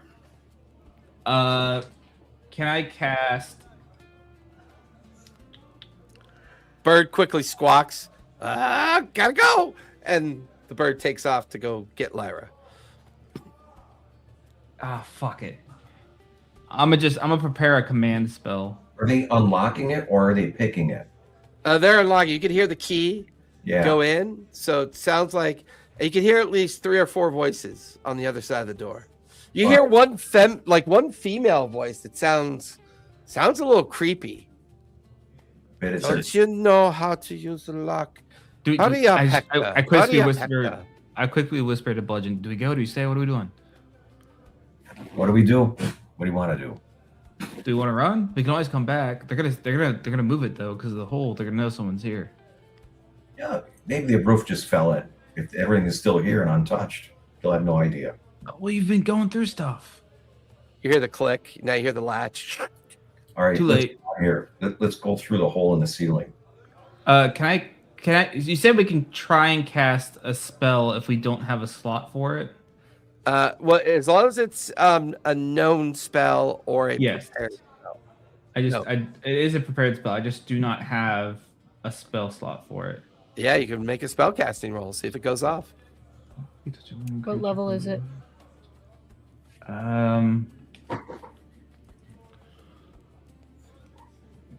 What level's the spell? 2. So yeah, you need to Just roll a gotta 12 roll or higher. And you only get your spell modifier for the roll, not your attack modifier. Okay, one second. Yep. Jeopardy music.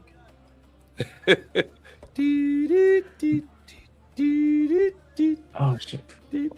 Sorry, I'm reading my spells. I want to make sure I don't misuse it. That's why I said Jeopardy music. Okay, that spell's not gonna work actually. Oh, okay, level 3 spell it is. 13 or higher. 13 or higher. 13. Where's my notes? With your modifier. You said 13? Yep. Because Yes. the 3rd level spell, so it's a base 10 For a plus second, 30. I thought you said 30. I'm like, that's not happening. Yeah, 30 What's or higher. my spell modifier? So I need a 9 or higher. One off the desk. That is a 2. It went that's off a the desk. spell- Roll it again. He did roll it again. Oh, okay. He had 2 dice, and the one. If I had gotten a 3, I could use my heroic inspiration for it. But Actually, with spellcasting rolls, you cannot use any helpers. It's just a Okay, straight never mind. roll. What's the spell you tried to cast? Fly. Fly. Roll a D100 for me, if you would, please. Yep. Sometimes it's bad. Sometimes I'm it's going less to bad. turn us into Sometimes it's okay. potted flowers, which might actually work in our favor here. It could, except it 62. probably 62. So as you attempt to cast the spell fly that you didn't quite have prepared, the 2 of you notice this gravity well appears underneath your feet. The floor below you suddenly buckles in on itself. The 2 of you start yelling as you collapse through the next floor, and you feel this gravity well pull you down into the next floor as each of you take 18 points of force damage. You land on the ground down below, and as the 2 of you look, there are about a dozen roguish individuals around you. There's more crates and more of your stolen stuff in this room, and you hear running footsteps. So you see these 3 other individuals come running down the stairs and run into the room where the 2 of you are like, and as this gravity well is building, all the other roguish individuals start getting pulled towards it. And the next thing you know, the whole downstairs is being gravity welled into the center of the room. And out of the corner of your eye, down the stairs, you see a tiefling, a female blue-skinned tiefling who's kind of got like this heavy cloak on, and she's got this like surprised look on her face. What is going on? And at that moment, the gravity well surges, and the entire house explodes upwards. Just the 2-story building, shrapnel, wood, everything. You can see flying rogue bodies. I mean, And then you guys tumble into the debris pile everywhere. And you just see dozens of people scattered all across the place. You see other people like running away in shock. The 2 of you have a moment here as long as you're still conscious. I am not.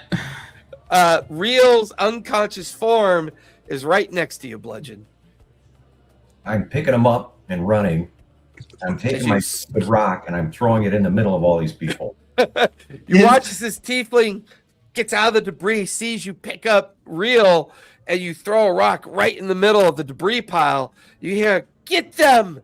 And at that moment, the rock explodes, and this cloud just envelops everyone, and everyone just starts vomiting in the just everyone's like, "Get that!" And they just start vomiting onto the ground. Endless amounts of vomit everywhere. Bludgeon, as you pick up Real and you go sprinting off into the street. Would it be writing silver ingots and gold and silverware? Well, you get a benefit of a mob.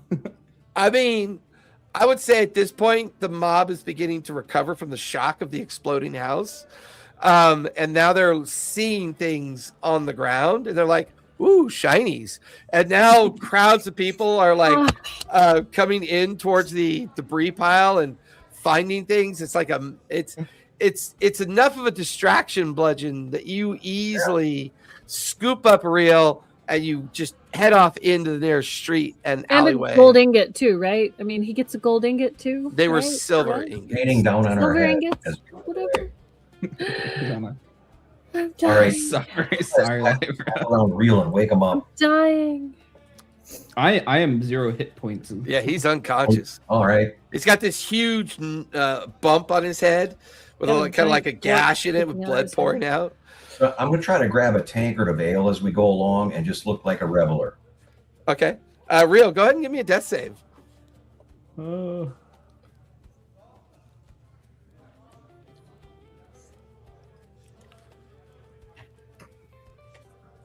15. Okay, that's 1 pass. But it's going to take you a while to get back Can I to the. stabilize them along the way? What's that? Can I stabilize them? Give me a medicine check as you get away from the crowded streets and you duck into an alley to see if you can get them to stabilize. 21.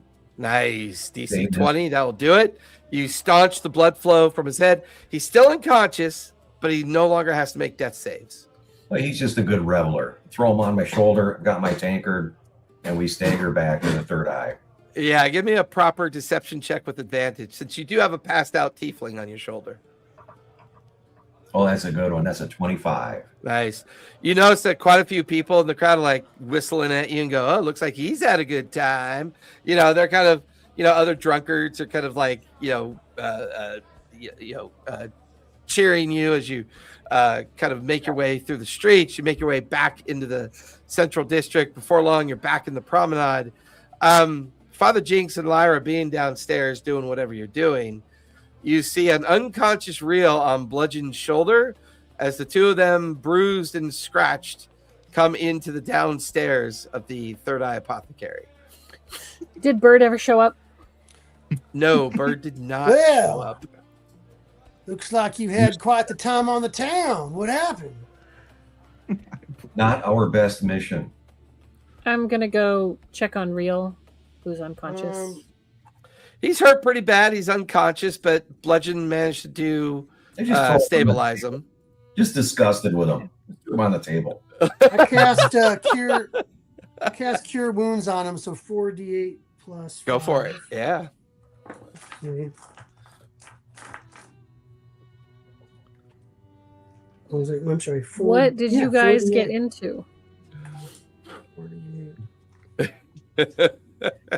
Well, we explained the Whitcomb and how we got kind of deceived by that. 16. Oh, So basically, you're telling them the whole story of what happened, everything that happened.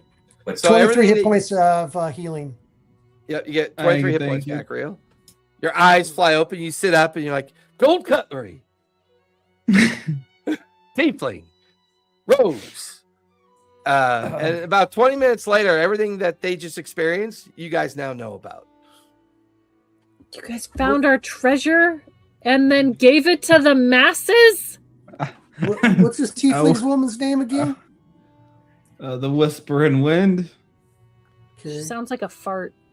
Yeah, I was gonna say, that's what I get after I eat a healthy heaping of beans. In my defense, Lyra, I did not mean to blow that building up. You are. What are we gonna sell? What building did you blow up? There was this old ramshackle building down on the outskirts of the town. Me and Bludgeon fell through the roof. Fell right into all of our stuff. There were a bunch of people that were coming up. I panicked, tried to cast fly on myself and Bludgeon so I could get out of there. And my magic decided to go a little haywire. And I'm not really sure what happened after that. Bludgeon carried you in. Yeah. I appreciate that, by the way. Okay. Well, all our stuff is gone. Gone this time. Not fake gone. Gone. Well, you guys have other inventory in the shop. That was just the nice stuff that was part of the stuff that was stolen. I mean, it's not like y'all are broke. Totally broke. I do apologize about that. That was not my intention. Okay. I love wild magic. It's so much fun.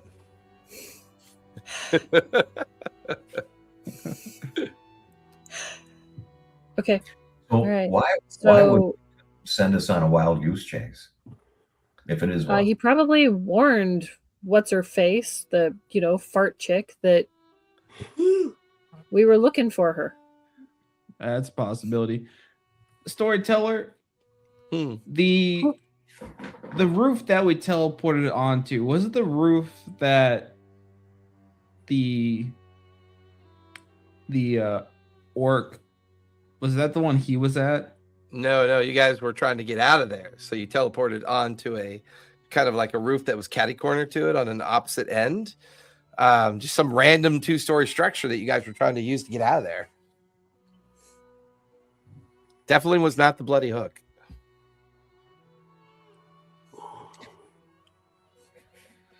but it was next to the bloody hook. At least within 30 feet of it. Yeah. Well, now it's blown up, and all our stuff is Anybody making have other people's lives better. Well, I guess that's one way of putting it. But we found the tiefling. We found the tiefling that we were looking for. And then ran away from her after you blew up her building. Yeah. Real's like, well, technically Bludgeon ran away. I was unconscious. It's cargo. That wasn't going.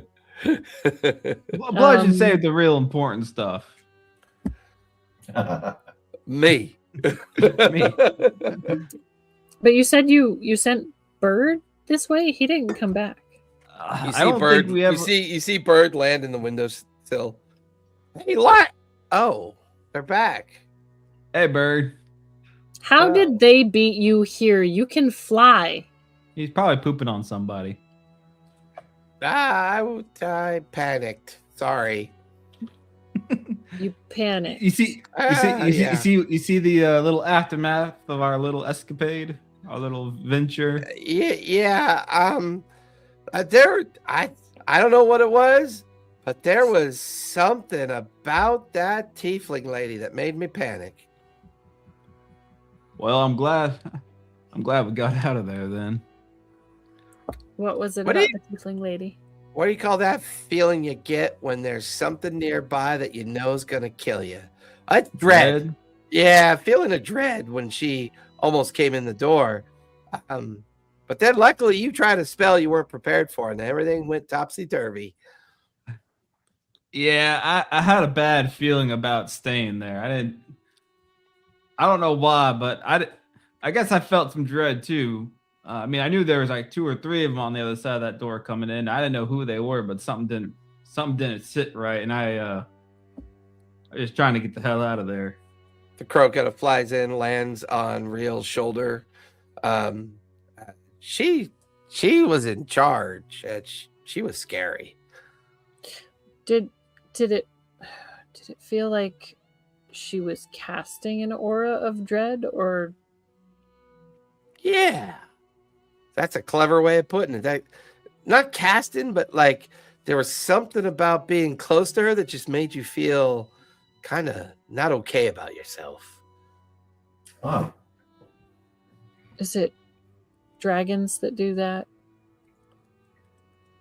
I mean, there's lots of magical abilities out there that could potentially do that. Okay. Some are physically harming, some are emotionally harming. It just kind of depends on what you run into. Okay. But we've run into dragons that did that, right? You can give me an Arcana check on this and see if you can devise what this might mean. 13 plus 8. 21. It sounds like warlock magic to you. Warlock magic. Okay. Sounds like she might be a warlock. Casting an aura of dread. I gotta make a note of that. Because we're gonna need something that can combat an aura of dread. Okay. I ain't got nothing like that. That being said, we've got a spell shop here. Let's brew something up. Oh, I'm sure. Here's what I'm thinking though, right? We were looking for this tiefling, right? Mm-hmm. If I just detonated her entire place of operation, she's gonna be looking for a new place. So we should probably try and keep an eye on them so we know where they go. Okay. Lyra, you feel this sudden disconnect, this slight magical pick. Sebastian bamfed out. Sebastian either bamfed out on purpose or something bamfed him out.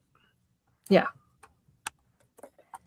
I'm gonna go ahead and slip out the back door and cast Before- invisibility on myself.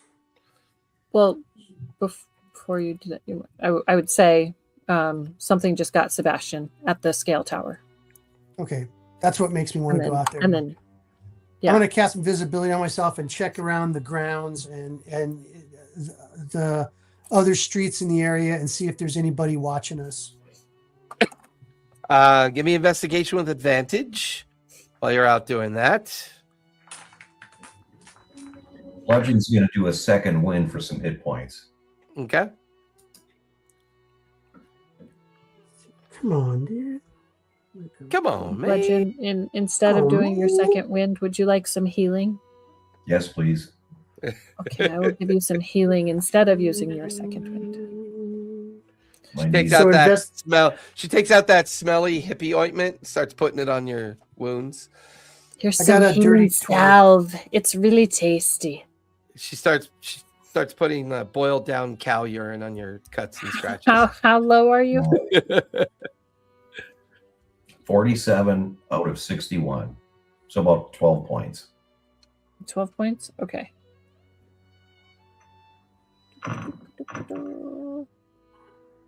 Take 15. Oh, that'll work.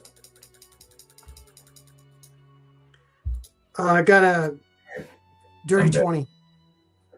Dirty 20.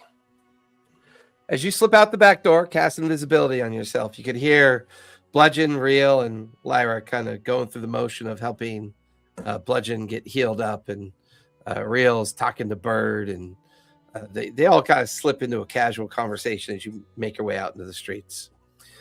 Being invisible, the streets are still crowded, revelries and the nighttime activity that's going on.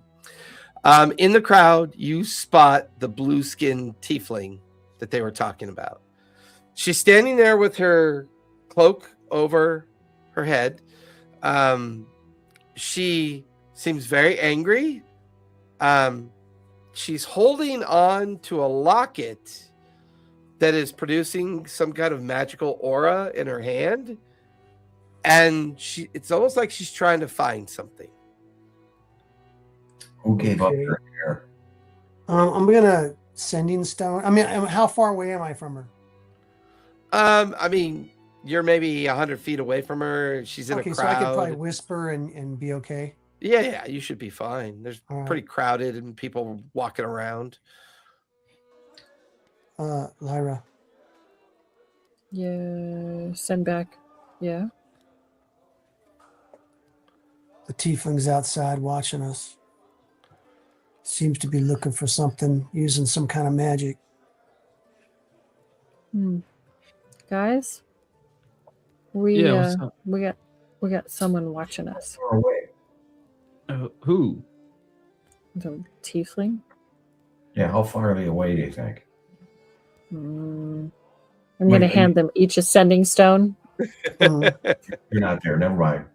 No, I'm gonna hand them each a sending stone, Yeah, so you each have a marble and now. you each have a marble. Father Jinx, how far away? About 100 feet. How And I is tell she them what side of the up? building and exactly where she's at on the street. Yeah, No. you get the feeling she's in the middle of the promenade. And as Father Jinx describes what she's doing, Zatina immediately recognizes the spell locate object. What object do you think she's looking for? I didn't take anything. What do you think of a heavy crossbow bolt on that medallion? Okay, if you can hit it. What 100 feet away. I have the range. we don't have out of character. We don't have the coins from that guy. We at the Nope. bar, right? They Nope. gave them back to him. Yep. What the heck would you be looking for? What did we take? Do we have any of the other coins? If she's a warlock, somebody gave No, we up couldn't take him out of that room. a warlock a while ago. What was that? Somebody gave up a lock of hair to a warlock. That was Datina. Yeah. Mhm. But that's not the Um, same. No. Yeah. Could Okay. it be Not the same warlock though. if they're okay? Is it? No. Zatina, what did the warlock that you gave your hair look like? She looked like an old hag. I'm gonna get within 60 feet of her. Okay. Oh, she And goes to the top of the third eye where he can peek out and load up his heavy crossbow. Okay, you head upstairs. Yeah, you head upstairs. You're kind of leaning in the window, just kind of peek Yeah. down. You can see Father Jinx in the crowd in the center of the promenade. He's getting well, no, you can't. He's invisible. But you could see past the center of the promenade, and as you see the tiefling, you notice about a dozen individuals come up near her as she starts pointing off into different directions. She looks frustrated at the amulet in her hand and mutters a curse to herself and kind of takes two of the roguish individuals with her. You get the feeling that she doesn't know where you guys are. She's trying to find you. Zatina would explain that anything that she saw on either real or bludgeon, She could be looking for. she could be looking for that as the locate object. That's the way she'll explain that as the way the spell works. shit. Okay. And how far are they away at this point? They're kind of mixed. They're either drifting towards the other side of the promenade, looking into the open storefronts. The You do say that again. How far is the tiefling away? She got a little further because she's going towards the other end of the promenade with three of the people that she has with her. So she's probably now about 200 feet away on the other side. Well, Is there anybody? Do I see anybody on the street that I know? Give me a perception check. How long does your invisibility last, Father Jinx? 1 hour. 5 hours. Okay, 1 hour. Real quick. So I got a 19 plus. God damn it! Just jumped out. What am I looking for? Perception. Yep. Perception. So 8. So I got a 27. Yeah, you see Crutch. He's over in the crowd. Looks like maybe he's working one of his scams. I'll go over. Crutch. What the fuck? You a It's ghost me, now? It's me, Father Jinx. Oh, yeah. What's Hey, up? do you see- Why you see you that? why are you invisible? Just listen to me. What? See that tiefling over there? To the left. There you go. Well, right there. if you're pointing, I hope you realize your hand's invisible. I know I'm trying to guide you by telling you. Turn your head to the left. yeah, yeah.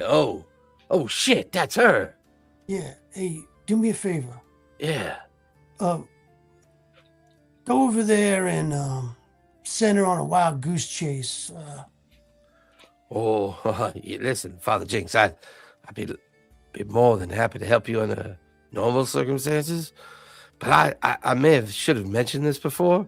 Like when you get near her, your stomach gets all fucked up, your mouth dries out, you get this kind of weird sense that you're just gonna die.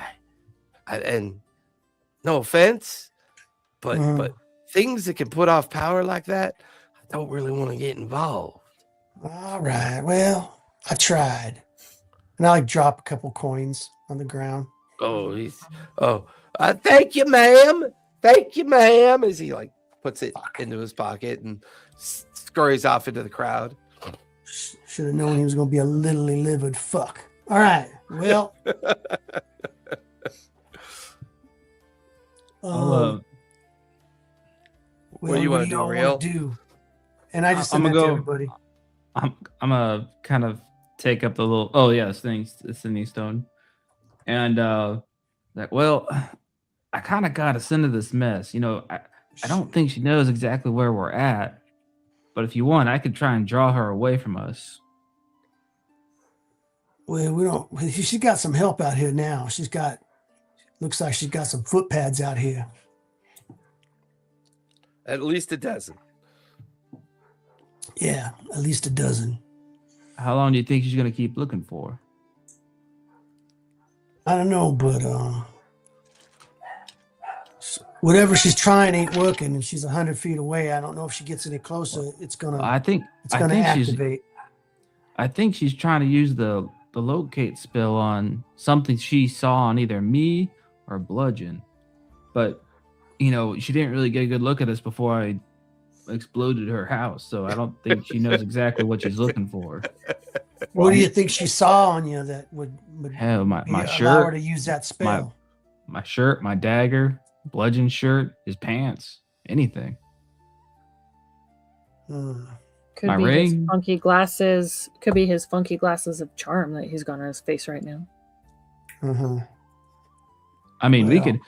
me and Bludgeon, we could change our clothes and go hide them away from the apothecary. And Yeah, but then won't she be able to- finds those items. She could also find you eventually. Yeah, she can scry with items that you were wearing. Father Oh, Jake, shit. since you're out in the promenade and Bludgeon, since you're up staring down into the promenade, the two of you would see them all gather together in the middle of the promenade, and they just kind of all casually walk down the road and out of the promenade towards the central district.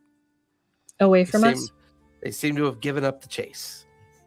I'm gonna go ahead and follow them. I'm not gonna get too close, but I'm gonna follow them.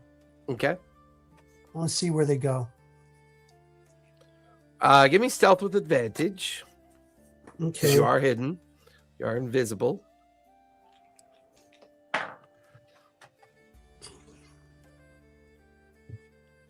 $25. Oof. That tabaxi. There's that tabaxi lineage kicking in.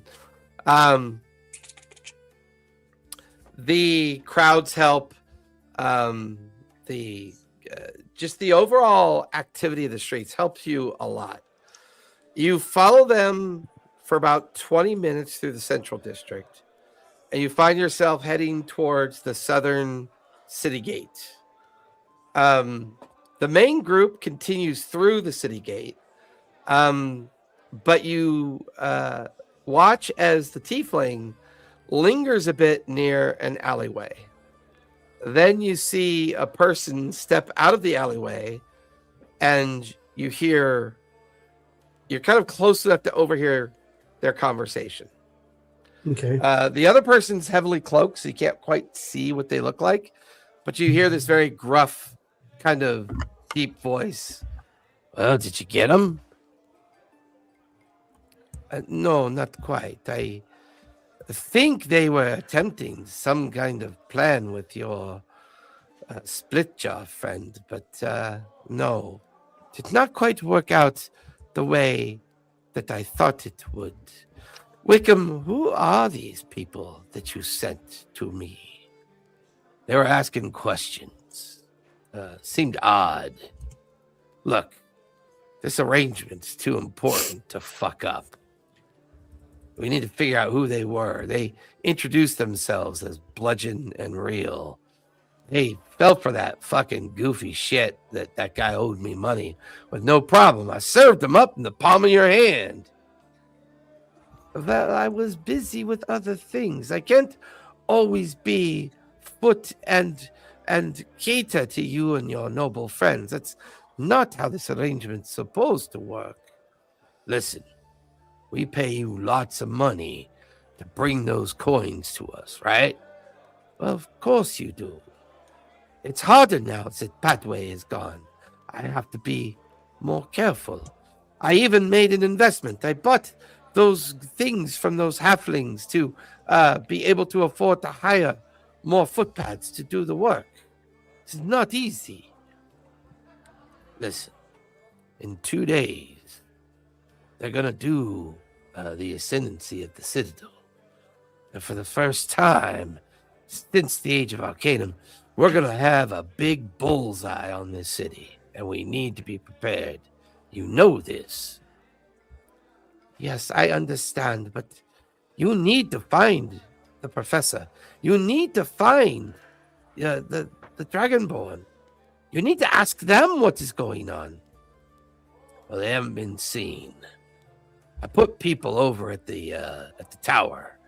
They said that the only thing they saw was some creepy monkey crawling around the place, but they took care of it. Listen, till we know what's going on. Lay low. Now, once we know more about this bludgeon and reel and why they were making inquiries, we need to, well, be cautious. Can't let this plan get ahead of itself. I understand you pay good money, and I do good service. I understand. I will double my efforts. I have a person that I can reach out to. We will find out who this bludgeon and reel is, and we'll take care of them. Good. Now, get back to it. Got to get these coins back into the vault. We got to figure out what happened to that damn dragonborn. Got to get that thing built before that thing ascends. Anyways, get to it. And you watch as the person known as Wickham disappears down one alley, and then the tiefling heads out towards the southern gate. You have 20 minutes left on your invisibility at this point. I follow Wickham. Okay. Give me another stealth with advantage because you still are invisible. 16. 26. 0.6. As you follow him down the alleyway, he cuts through an alley and into another part of the streets. There's a carriage waiting for him. He climbs up into the carriage, and he is now taking the main central part of the central district up towards the gated entrance into the cloud top. Okay, I'm assuming he outpaces me, or is there enough crowd where I can keep up with it? I would say you lose the advantage of stealth. You just have a regular stealth check to try to keep pace. Okay, I just want to see if I can. I'm going to try something. I'm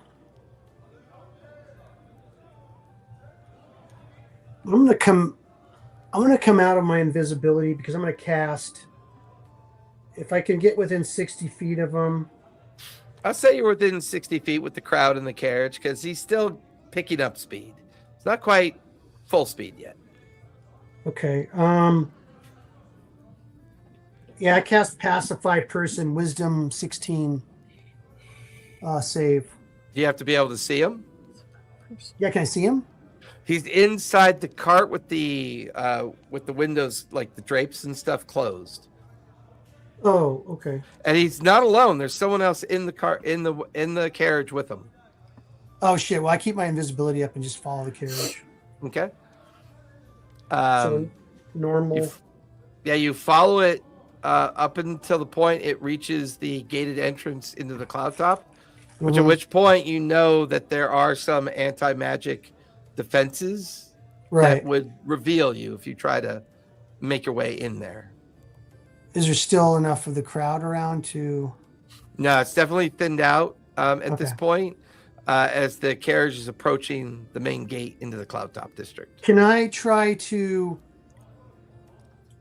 dive under the carriage and like hold onto the bottom of it, like Indiana Jones it, and then I'll just, I'll be seen, but like I'm also hiding up under the carriage so I can keep. Well, you're still invisible at this point, so you have enough invisibility left. So give me a regular stealth check for starters. Okay. 22. 22 will do it. Now give me either acrobatics or athletics to pull off your stunt to get up underneath the carriage. Okay, let's see. Go Father Jinx. Go Father Jinx. Acrobatics. Mission Impossible shit. Acrobatics for sure. So I got an 18. 18. DC was a 16, so that's not bad. You managed to scramble underneath, hook your arm up into some of the wooded struts underneath the wagon, and you but at that moment, your invisibility wears off. Right. The carriage gets up to the gateway, and you hear a guard. Halt, please. The carriage halts. State your bit. Oh, sorry, mistress. Didn't realize you were out and about. Good to see you back. Do you require any assistance? No, everything's quite fine. young nobleman Wickham will be joining me for dinner this evening. Could you possibly find General Rhea for me and let her know that the Master of Law would like her to join me and Wickham for dinner, of course. Sorry, mistress, we thought you knew. We haven't seen the general for some time. It's been 2 days. Really? Interesting. Now, where's she gone off to? Well, never mind. Are we looking for her? I've got people looking for her, mistress. I do. Any word on Professor Dorn or the Dravoraks? No, we sent people over to the tower like you suggested. No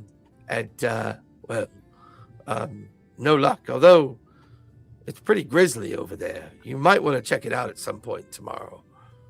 Oh, very well. Things are moving strangely. Very well. Well, in that case, if you wouldn't mind sending Captain Miser to me, if you would, please, for dinner. I have questions. Yes, ma'am, I will. He should be back any moment now. Good. Driver, to the Judgment House. And you feel it, Father Jinx, you feel the carriage lurch forward into the Cloudtop District.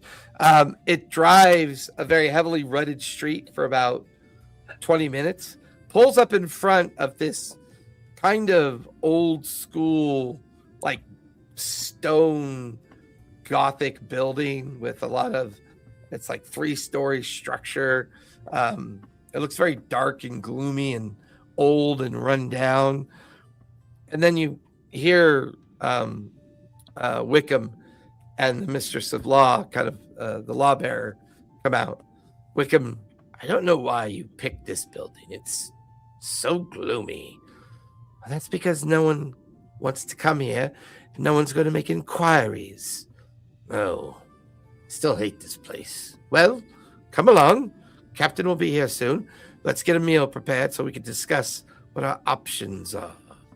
The two of them ascend some stairs and go through a double door. You feel the carriage lurch forward. It gets pulled into a carriage house. You can hear the horses being, taken off the bridles. And in about 5 minutes after, you are by yourself, holding on to the underside of the carriage inside a carriage house. And then what would you like? They called it something. Judgment House. The Judgment House. Yeah. Judgment House. Okay, I'm relaying this to them now quietly. Okay. And I tell them, generally where it's at and what it looks Am like. I familiar with the Judgment House? No, not at all. I mean, most of your work had been dealt with the scar and dealing with the excavation of the crater. The scale tower. Your past didn't really allow you into the other parts of the Cloudtop District. Use Lyra. Yeah. Use the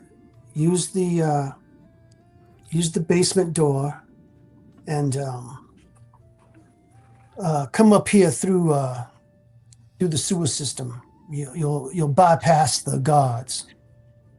She understands what I'm talking about, right? Where you can go out that way. I got to. I never went the other way.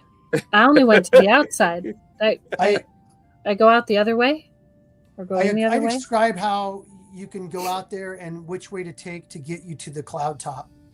I'm making a map. Okay. Well, I mean, he can tell us how to get there as we go. He has the sending stone. It's true. Yeah. As long as he can talk. Fair enough. It's an old smuggler's route. It'll get you past the gods. Okay. And then I tell them who these people are, what they talked about, the whole thing. Yeah. So they understand just in case something happens to me. And if you see Captain Miser, take him out. I don't think Captain Miser is going to be in the sewer. Just to, if you're in Cloud Top, you see him walking. But, just in case, I'd like to throw a little monkey wrench in there. Well, monkey wrench. They took out your monkey. They took out your monkey. So just remember that. Let your anger feed you. Why? Why would they kill my monkey? He was just They got climbing on the people- tower. They got people watching that tower. So I guess we're going to the cloud top then. Yeah, we're going to the cloud top. I'm a take my Fey wine and pour out a glass for me and Bludgeon, Okay. so we get that long rest. Yep. Long rest. Click it up. Father Jinx, since you're inside the carriage house now, stuck waiting for the others to find their way into the Cloud Top district via your directions. As you begin to realize you're in a pretty sizable carriage house, there are other carriages here. There's one particular Vardo that's here that you remember the others describing to you as one that belonged to Professor Dorn.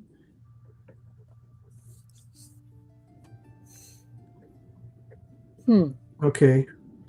You recognize its description from when Bludgeon and Lyra and Eldira described their encounter with that Vardo.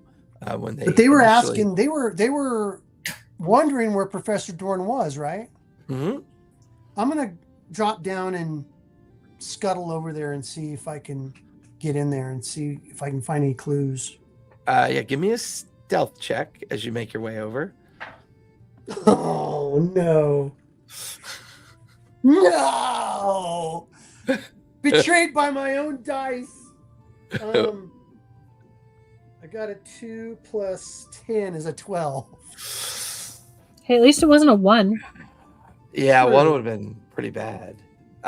You inadvertently trip over some of the tack and harness that was like kind of like laying down on the ground being prepared for repair. And there's this like loud jingling noise that just kind of kicks off on the interior of the carriage house. You still make it over to the carriage, to the Vardo, and you hear a few sets of metal footsteps, a long pole with a lantern on it. Anybody in here? I'll hide, man, underneath the Vardo. Yeah, give me a stealth check. I mean, Come when on, people baby. say anybody in here, do Yes. they really expect 25. people to answer? 25. You slide underneath the Vardo, and you kind of like pull yourself up into it. And as you do, you're like, the fuck is that? There's something etched into the bottom of the Vardo. It's like an Okay. insignia. Okay. Does it look like demonic or like is it a No, sigil it looks like it that, might or- be arcane. It looks like it might be Arcane. arcane. Well, I got an arcana, a pretty good arcana. Could I see if I can recognize it? Yeah, go for it. Give me a Arcana check. 13, so that's a 22. 22. You recognize it as a arcane invocation of pass. What is pass? I'm not there. I I'm don't just know. curious. Just What would that mean? Like they could pass through something, or possibly. did the other cart have one on it when I was riding underneath it? Nope.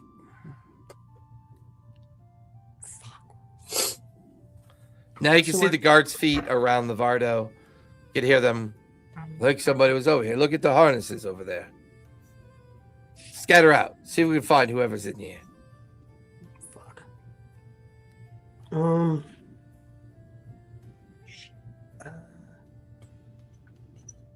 Like I can't. I think I can cast a spell without. Maybe if you making come out sound. now, we'll be lenient on you. We know somebody's in here. Lenient my ass. Your ass has nothing to do with what you're doing in here. Let's see. He didn't I'm say gonna- that out loud. Okay, I'm gonna cast. Quietly. Wait, let me see what I have to do here. Hang on a second. God damn it, it's verbal somatic. God dang it. Hang on a second. Let me look at this real quick. Just a second. God damn, that's verbal and somatic too. Shit. Can't do that.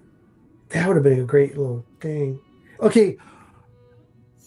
How verbal does it have to be? Like, can I What do you- wait till they're not around me and do a verbal? What verbal are you trying to do? I want to do a silent image. So it's I'll say you watch as their booted feet kind of wander off to the other side of the carriage house. okay. They're examining other places that they think you might be hiding. Okay. I'm gonna cast the silent image of like an alley cat, and I'll have it like walking around one of the carriages, and then it runs out of the carriage house. Give me deception with advantage since you are using magic. There you go. It's my deception. Come on, man. Deception. Oh, it's not very great. 14. 14 beats their insight. You get you overhear them start laughing. They point towards the alley cat that just bounded out the door, and they just kind of shit, just another cat. Come on, back to it, gents. The three of them all head out the carriage house and back up into the Cloud Top district. Fuck. Okay. Okay, I drop back down and I try to get into this Vardo. What do I think that invocation of pass means? Like, does it mean it allows this carriage to pass through, like a Possibly. magical ward or something? I'm gonna get inside and see what I can see. Okay. The Vardo's unlocked. You get inside. It's pretty much completely empty. There are arcane symbols and sigils throughout different parts of the Vardo. Okay. All of which are the arcane iteration for portal. Fuck, this thing's a fucking portal. Could this thing itself be a portal? Is that what I'm getting? Could be. I do a pretty thorough search. I'm gonna see if I can Thanks, Callista. That was awesome. get every last drop. It did. All right, I'm gonna. It was search that. it was I'm gonna search tang. the shit out of this thing and see if I can Tasty. find anything. Yeah, give me investigation as you start looking around. Awesome. I'm not even sitting that close to it. How? 18 plus, 18 plus. Where's my investigation? There it is. Technology, baby. 18, Technology. 20. I know, So I got right? 20. I got a 23. 23. I mean, it's completely empty except for these sigils all over the interior. There's one on the wall to your left, one on the wall to your right. There's one on the floor. There's one on the ceiling. There's one on the wall in front of you. You turn around. The only one that doesn't have a portal sigil is the door and wall that you kind of came through to get into the Vardo. Okay, I relay this information to him. I mean, Bludgeon and Lyra are pretty familiar with this Vardo. Yeah, it's got a portal, like that.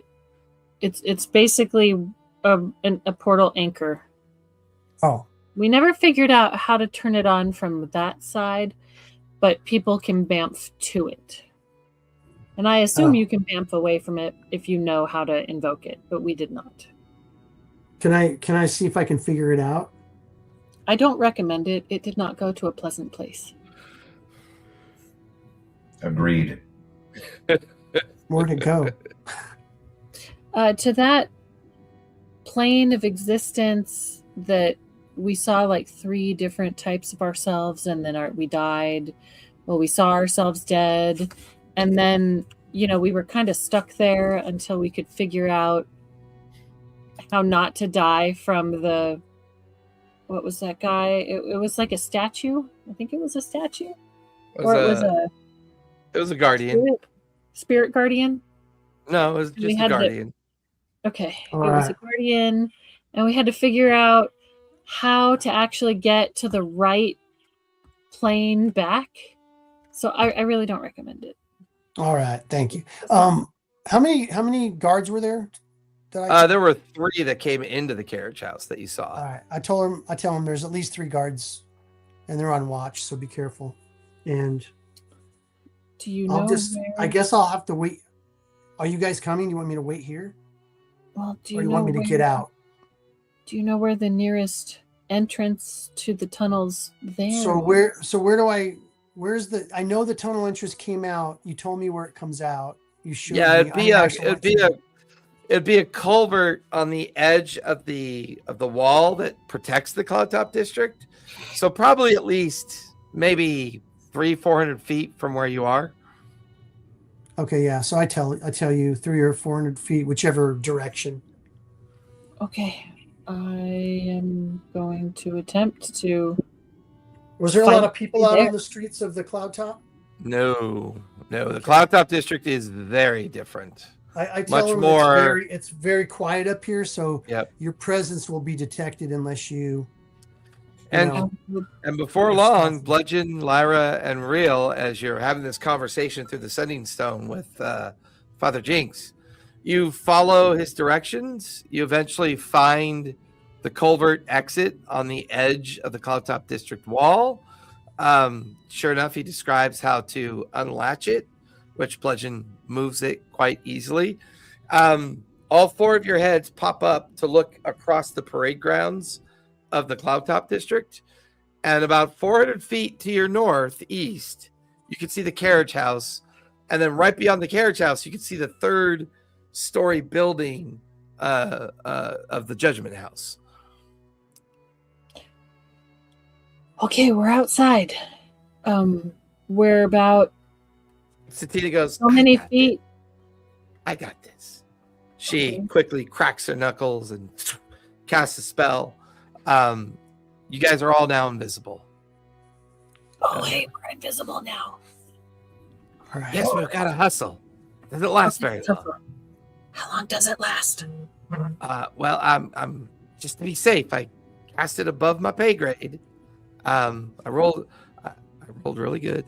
And we have greater invisibility for a minute. Which means we got to sprint from here to that carriage house in less than a minute. Okay, we sprint. You guys are all like running across the parade grounds. You can see guards crossing and moving about, and you can see a few people casually walking in the parks and kind of nicer parts of the neighborhood. Before long, you guys are in the carriage house, and you could see Bludgeon and Lyra immediately recognize it. You can see the Vardo that Father Jinx is talking about. I'll open up and come out. Okay. All of you That are, was and then the Professor invisibility Thorne's drops. All 5 of you are in the carriage house. That was Professor Dorn's Bardo. So what's the plan? What's the plan? Well, right now we got the mistress of law in there. We got Wickham, and they can't find that General Real, which and then we got Captain Miser coming. So we got at least 3 people plus 3 gods. But I think we get in and We need to listen. yeah, and listen to what's going on. I mean, if we can capture them, we can get them to spill the beans on what's going on. I don't know. Either way, I think this is our chance to really put a dent in them. You want to capture the Master of Law. Well, I mean, whatever happens to what happens to, I can't tell the future. But, accidents do happen to normal people. Yeah, I mean, Professor Dorn and Davrix and And General Real. General Reels already missing. So if a few more go missing, then we got answer for it. I could always just try blowing up their house again. How'd you blow up the house to begin? Okay, never mind. I have no idea. All right, let's be stealthy because I'm going to cast Fireball, and I'm going to make them all glow like bunnies. we gotta get past. I don't really know what happened last time. It just went haywire, but I'm sure I can do it again. We gotta get we gotta get past these. We have to get past the gods first. We have 5 people. That's not exactly stealthy. And I'm quickly running out of my god's bounty. Hold up here. Mm-hmm. All these fancy houses, they gotta have like. You know what? Never mind. I was gonna say we could go through the sewer, but I'd rather not go swimming through a latrine. We just came through Can the we sewer. see this house? Yeah.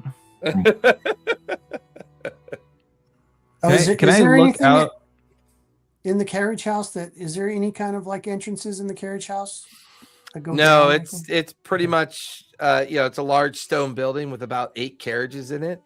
You get the feeling these are just what's used by the people of Cloudtop to head out into the major part of Emon and either enjoy their day or run their errands.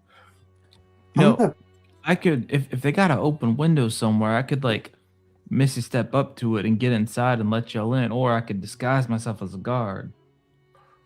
Or I can wild shape and go look and turn on my sending stone. I can't do that while I'm in wild shape. Nope. Both of you can do whatever you want to do and come Now- back and let us know. For the sending stone question, can I carry it after I've wild shaped? And will people who are not holding it be able to be No, because when you there, wild but- shape, everything you possess disappears via the magic, and you become. I know, but if I put it down and then I pick it up after I've wild shaped. I mean, you could, but you can't really use it. I know, that's what I was, because just holding it, the people around, it wouldn't send what they're saying. It would only send. No. Right. Yeah. Okay. Yeah. Part of its limitation. Right. Can I look out a stable window and inspect the house? Are there balconies? Are there any open windows? It's interesting, the Judgment House. You get the feeling that it might have been converted from a barracks into whatever they're using it for now. There are no balconies that you can see. There are windows, but they all have like fancy bars on them that are both decorative and purposeful. It's a 3-story building. You can see 2 guards kind of pacing in front of it. And there's no like, you get the feeling that they've purposely kept all the foliage and topiaries and everything away from the building to make it harder for people to sneak in. There are nicer houses both to its right and left, but they're quite distant from it. So this used to be a barracks. Does that mean it has a flat roof and possibly a way to get inside from the flat roof? It's possible. It does have a flat roof, but you're not sure what's up there. But it does look like an old kind of retired barracks is what the vibe that it gives off. How high is a 3-story building? Or how high 30 is this feet. 3-story? 30 feet, 10 feet per story. Hey, so I could get Jinx, Bludgeon, and I'm sorry, what's our other character? What's her character? Zatina. Zatina. I can get Father Jinx, Bludgeon, Zatina. I can portal y'all up there. I can Misty step up, or I can get Father Jinx and Zatina up there. Me and Bludgeon can Misty step to the roof. Lyra can wild shape and I guess fly up there or something. And there has to be I a don't way think I in can from fly the yet. roof. I don't think I can fly yet. Well, I could. If you make yourself into like a mouse or something, I could put you in my pocket. I could Misty step you up there. Or I can hold on to you as a monkey. Well, no. Yeah. If you Misty Step, you can only carry one person, right? Misty Step basically says, I believe the spell is actually quite specific. Briefly surrounded by a silvery mist, you teleport up to 30 feet to an unoccupied space you can see. Yeah, Yeah, so it's just you you. teleport. It doesn't necessarily. Well, Can you upcast it to take another person? Mm-mm. no, it doesn't work that way. I like the idea that if she turns into a mouse and sits in your pocket or whatever she wants to turn into, I'm okay with you then treating that as an object of possession. That way it just kind of travels with you. Right, but I don't think he can take bludgeon with him when he misty steps. No, well, bludgeon can No. misty step, But Bludgeon can misty step himself. Oh, bludgeon can misty step. and I can portal Okay. Jinx and Zatina up there. Right. But once we're up there, if shit hits the fan, how are we getting out? Jump. I got Featherfall. We have rope. We can shimmy down. I can fly. I can cast fly on a couple of y'all actually. There you go. So we, And then how you long guys- does the fly last? You guys are small, so you could reconnoiter with a mouse. It You could can just- well, reconnoiter be- the area. It's something Forward? I got It's something I got concentrate. It can last long enough for you to get off the roof. And remember, hopefully they don't see us. We're not here to get in trouble. Hope is not a plan. Hope is not a plan. And I can always alter myself and disguise myself and kind of slip out another way. Do you know what General Rhea or Professor Dorn or Dravorak Not look a- like? You could. Or do make them look we- like- Or do we call it a win because of all the information we just gathered? And get the fuck And then out we of just- here! Get the fuck out of here, right? Yeah. That's our options. Or Because if if we we get get caught, stuck up there, if they don't have that many guards in there, we could take them out he said there were like a dozen.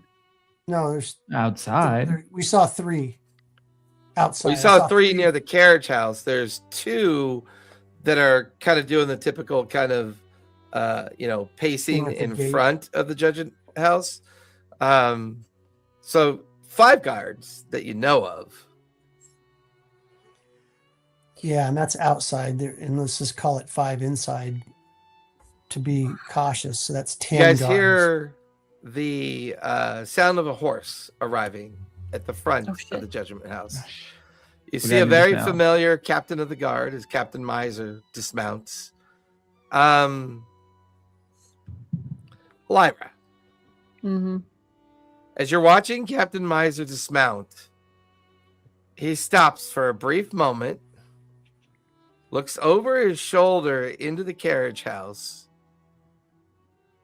and you see a familiar kind of glow in the eyes. You watch a smile of serrated teeth, and you hear this message in your head. A little too late. Wasn't part of the deal. And you watch as he heads up inside the judgment Me house. or Jinx? Was it me or Jinx? He says that to you, to Lyra. Oh, okay. I see. It's Was not that Captain the- Miser. Who is it? Bone demon? Was that the bone demon? That's where we're going to finish tonight. Oh shit! This just got interesting. Well, everyone, thank you for watching. You guys linger. We'll talk about the schedule. Be safe, be kind, and don't forget, play a game, Play a everybody. game. We'll see you next week.